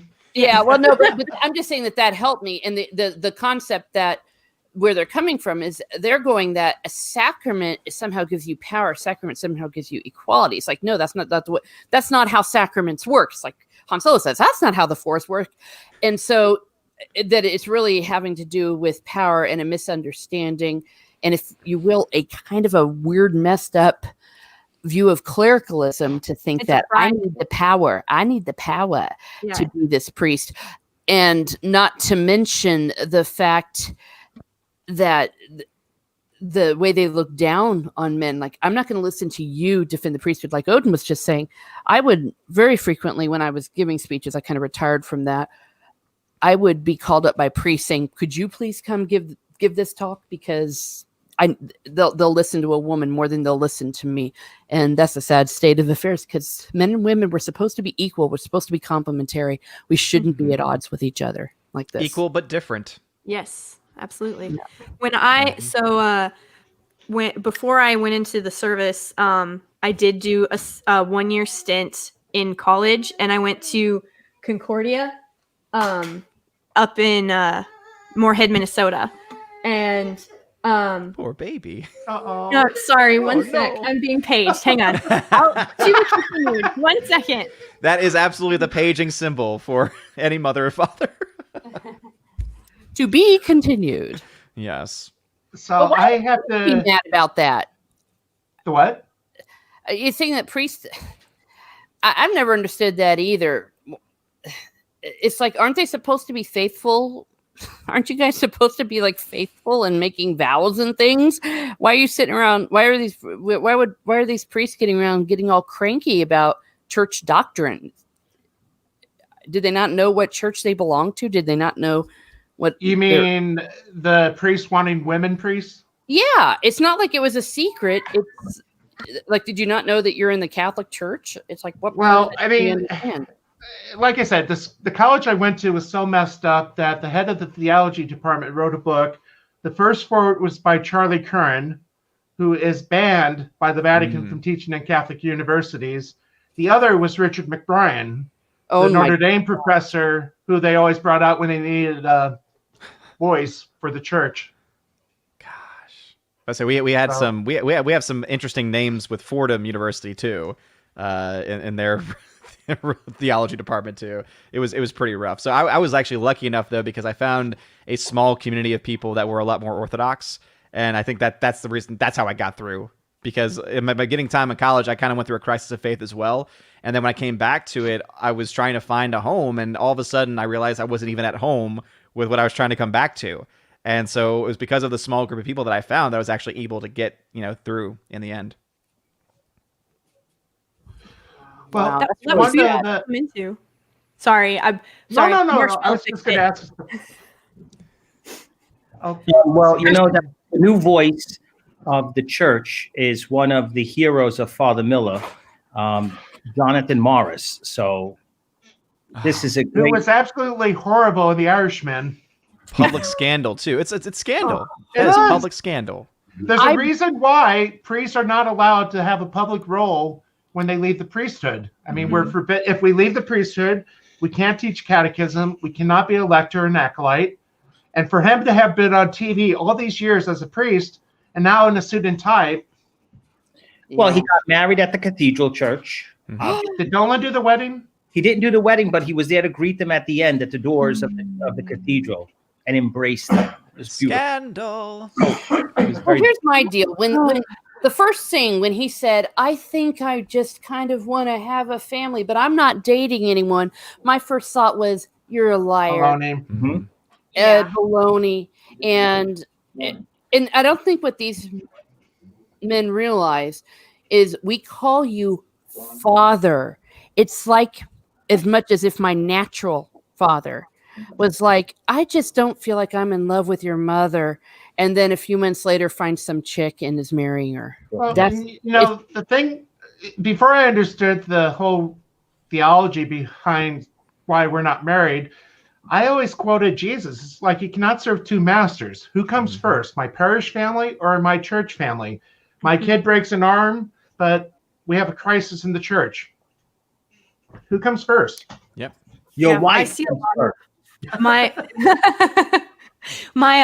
so on my husband's side, there's a lot of Southern Baptists on that side. And so, the pastor's family, like I see a lot of pastor families and the amount of stress that those families go through. And it makes sense to me why priests and having a family of my own, it makes sense that priests are married to the church and that this is their family and this is where you put your energy and your focus and your time. Because if you're trying to split it, two master, if you're trying to do that, good enough.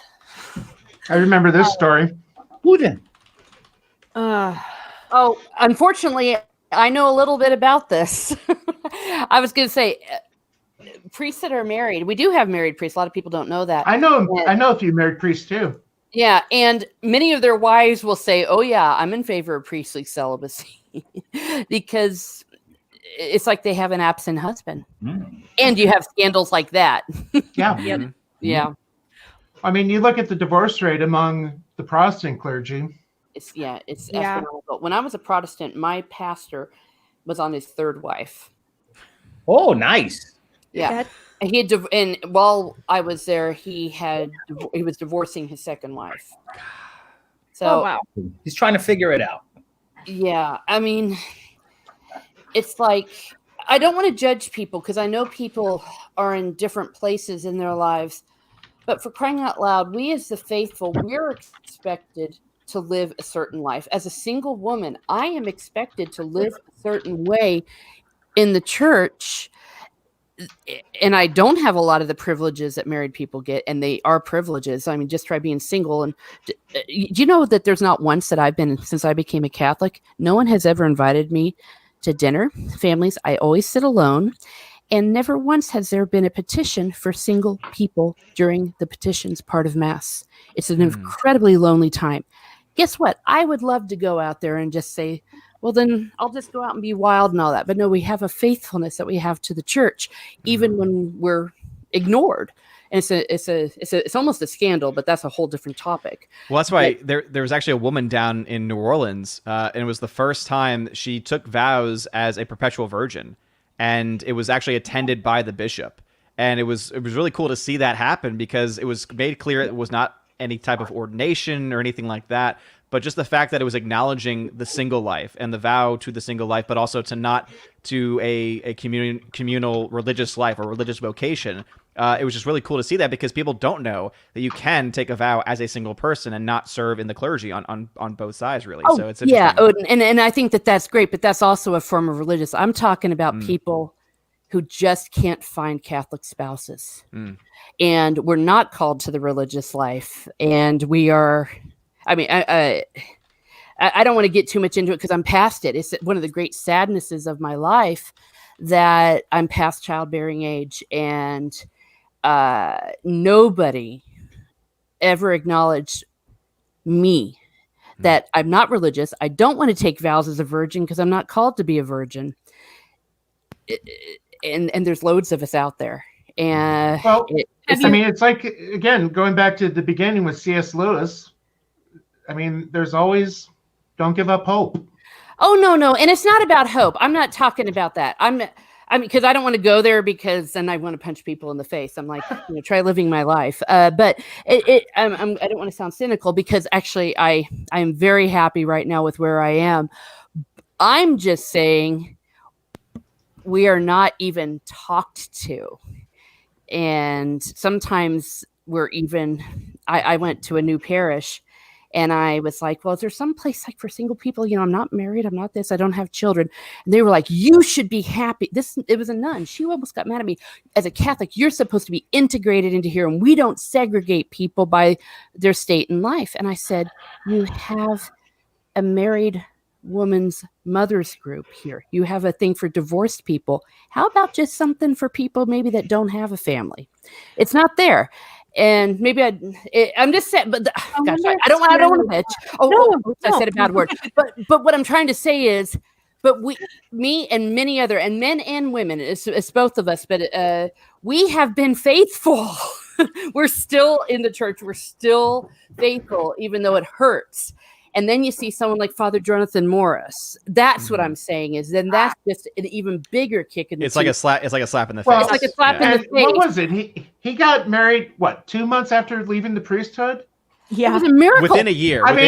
Yeah. I mean, even then, met someone randomly and fell in love and all that. And assuming he actually kept his vows, this would probably be the first woman he met after leaving the priesthood.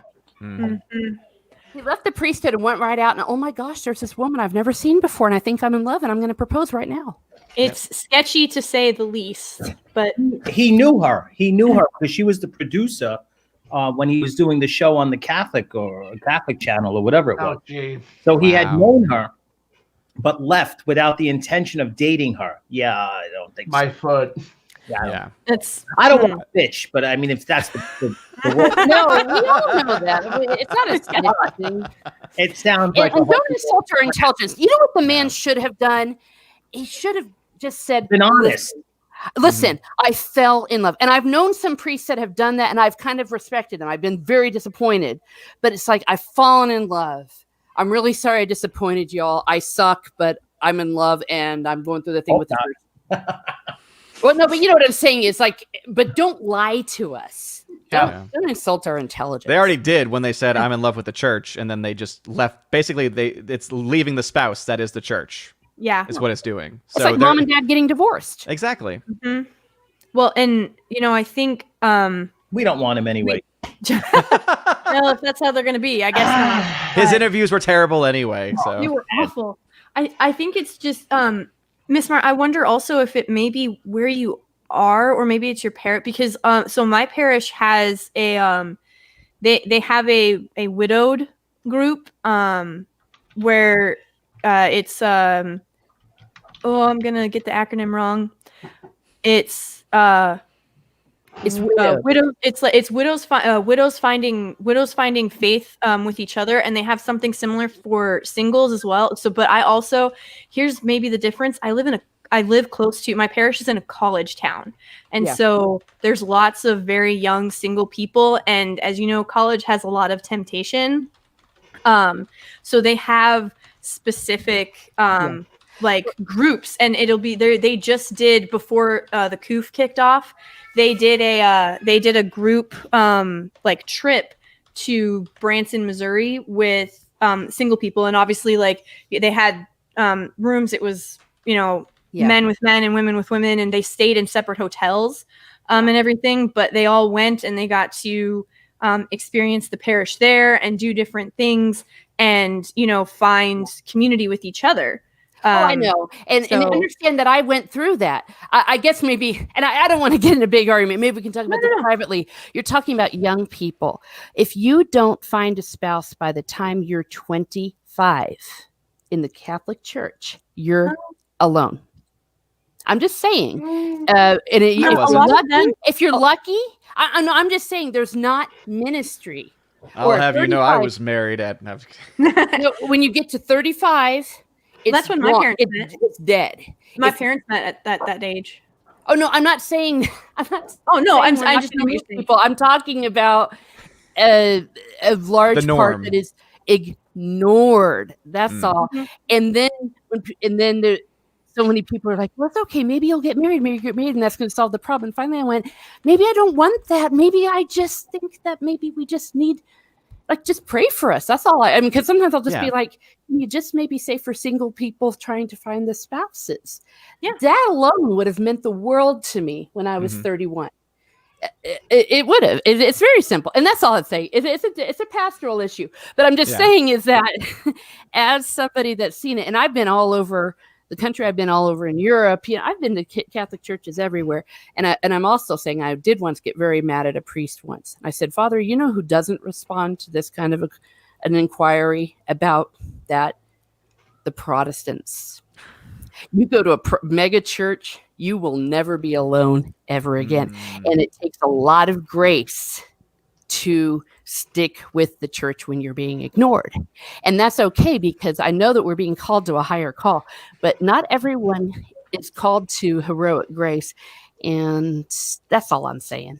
Yeah. Sorry, I just saw a great comment about heretic James Martin. So I had to laugh. I'm sorry, but no, I totally. Like I said, we're getting a little bit of a digression here. But no, I think that you're totally right. Where there needs to be more outreach, I think is what we're looking for, right? You know, is more. We realize that there are communities in the church that are not being served directly in the same way that other groups are. Right. Yeah. So you have groups for married couples, you have groups for young singles, right? You have groups for widows and widowers, but you don't really have the group for adult people that are still single, right? You're like that. Well, sorry, I just noticed Mega Geek sent me a text saying you need a Brit on. I don't know if Ian is still watching. We're going to go for another 7 minutes and then. Sorry. Oh yeah. We need a Brit on. Okay. Yeah. Well, no, and the thing is that I also always say, listen, the miracle's already happened. We're still in church. We're still going to mass. Just throw a bone. That's just a very long way of saying. And then when you got someone like Father Jonathan Morris saying, "Oh, I'm lonely. I'm going to give up everything." And he's given the dispensation. He's given all the stuff. Everything.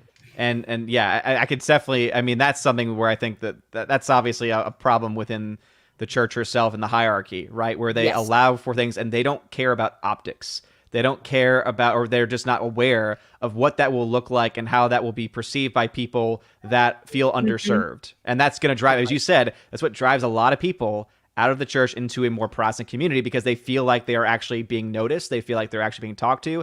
And we need to understand that people need to have a sense of community.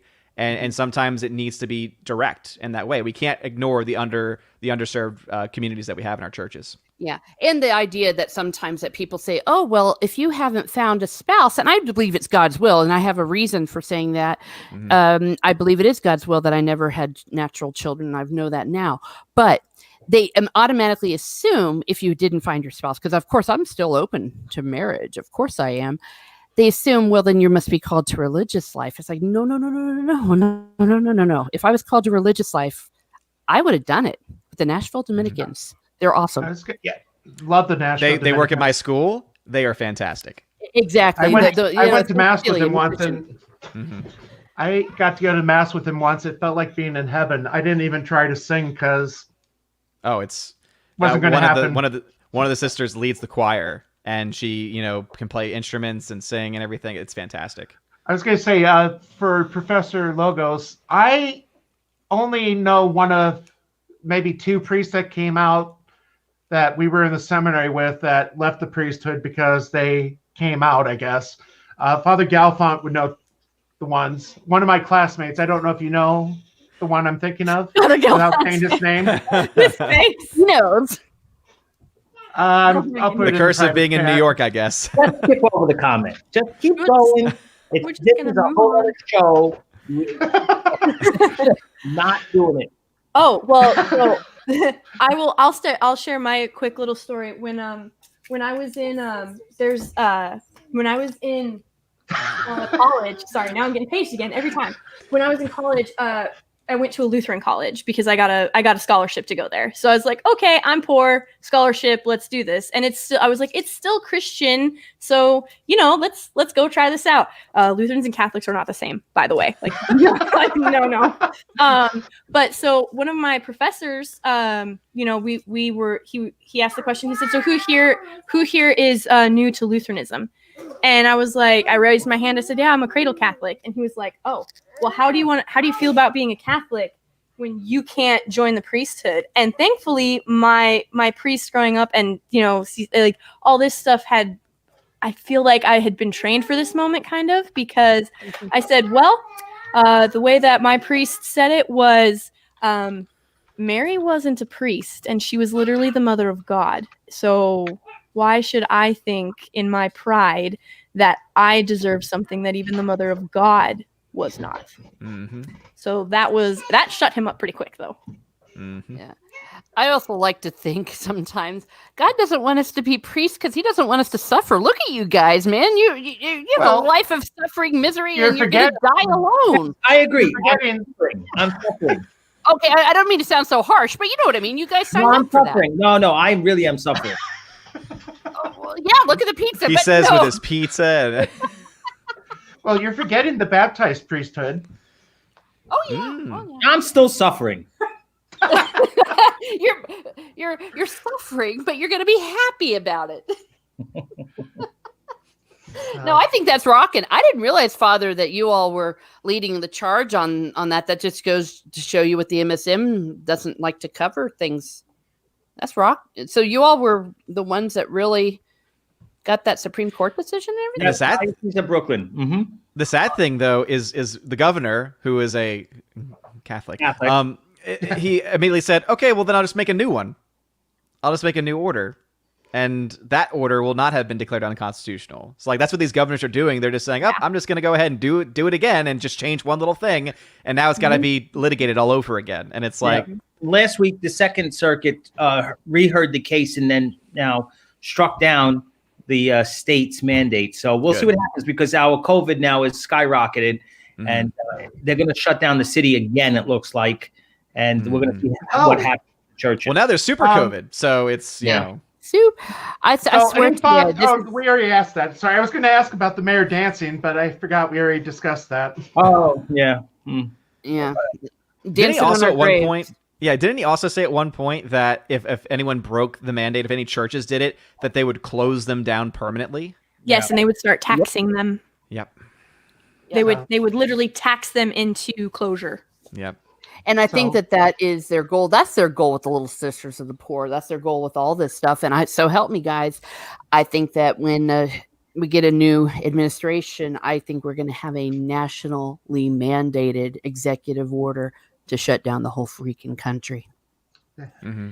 Well, also too, we're going to have bishops that are not going to stand up to it. Sadly, not enough bishops that are going to stand up to it. No, when you have someone, when you have two leaders who claim to love their Catholic religion, their Catholic faith, and then but then they want to trash a Supreme Court justice nominee because the dogma lives loudly within her. And you can't have that both ways. You cannot be Speaker Pelosi and say, I don't hate the president. I pray for him every day because I'm Catholic. And then in the next breath, be like, yes, abortion should be legal. Abortion is fine. It's okay because, you know, God doesn't want us to bring more children into this world to suffer. And oh, by the way, Amy Coney Barrett, we're going to attack you because you live you are everything that we fear. You are a successful, intelligent mother and wife who lives what she preaches and will do very well on the Supreme Court. We can't have you there. Let's go ahead and undermine everything that you stand for. So, well, on that happy note, top of the hour. Oops. No, that's okay. I know Father Galfond has to get going, and I still got to finish the bulletin. So, Father, what did you call the feast yesterday? Let's end with it. Solemnity, Mother of God. Mm. Are you referring to the traditional? I'm referring to it's the celebration of the circumcision of our Lord. Oh. Now that's a happy note to end on. From a certain point of view. And usually you're the good one. No. It's just facts. Facts don't care These are about facts, man. These are facts.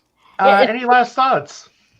Thank you for having me on. Yeah, thank you again. This was fun. I was glad I could jump on and join. I got home from the grocery. I was like, oh, I have some time to jump on. No, it worked out good. John was going to be on, but he had a family thing came up at the last minute. So we'll do it again next month. I have something very important to tell Father Galfond, though. This is truly important. You need to know this. Chicago style is better than New York style. Ooh. You gotta really stop smoking that marijuana. Now we're talking some serious heresy. CBD oil, whatever you're doing, it's just not gonna help. No. Causing permanent damage. No. Chicago's got too much sauce. No, it's perfect. The pizza. sauce makes the pizza. The sauce makes the pizza. No, sauce. You can't have too much. Style pizza is eating a roll with sauce and cheese on it. You know, like just go get a loaf of bread. That's the point. I love bread though. Unfortunately, I'm still doing keto, so I can't do that. I gotta go with the thin crust. I'm gonna throw a wrench in that thin crust. That's good. That's but, good. You know, positive news, I did get the blood checked, and I haven't killed myself with all the bacon and eggs I've been eating. Yay! That's good. There you go. Is it good side of keto?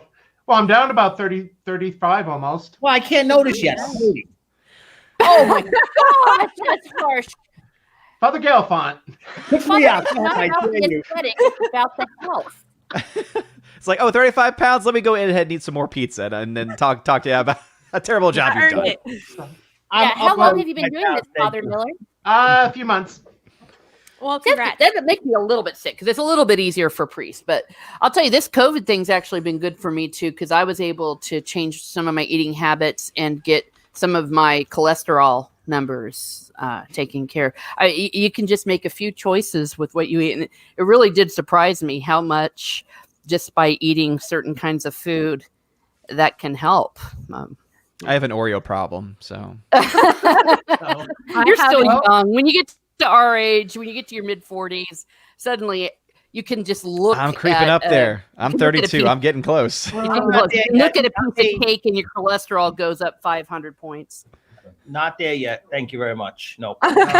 Well, again, I want to thank everybody for joining us. For those watching, please make sure you hit the like button. And if you're not subscribed, please do. Hit the ring bell so you can be notified when we do this again. So until next time, God bless. Happy New Year.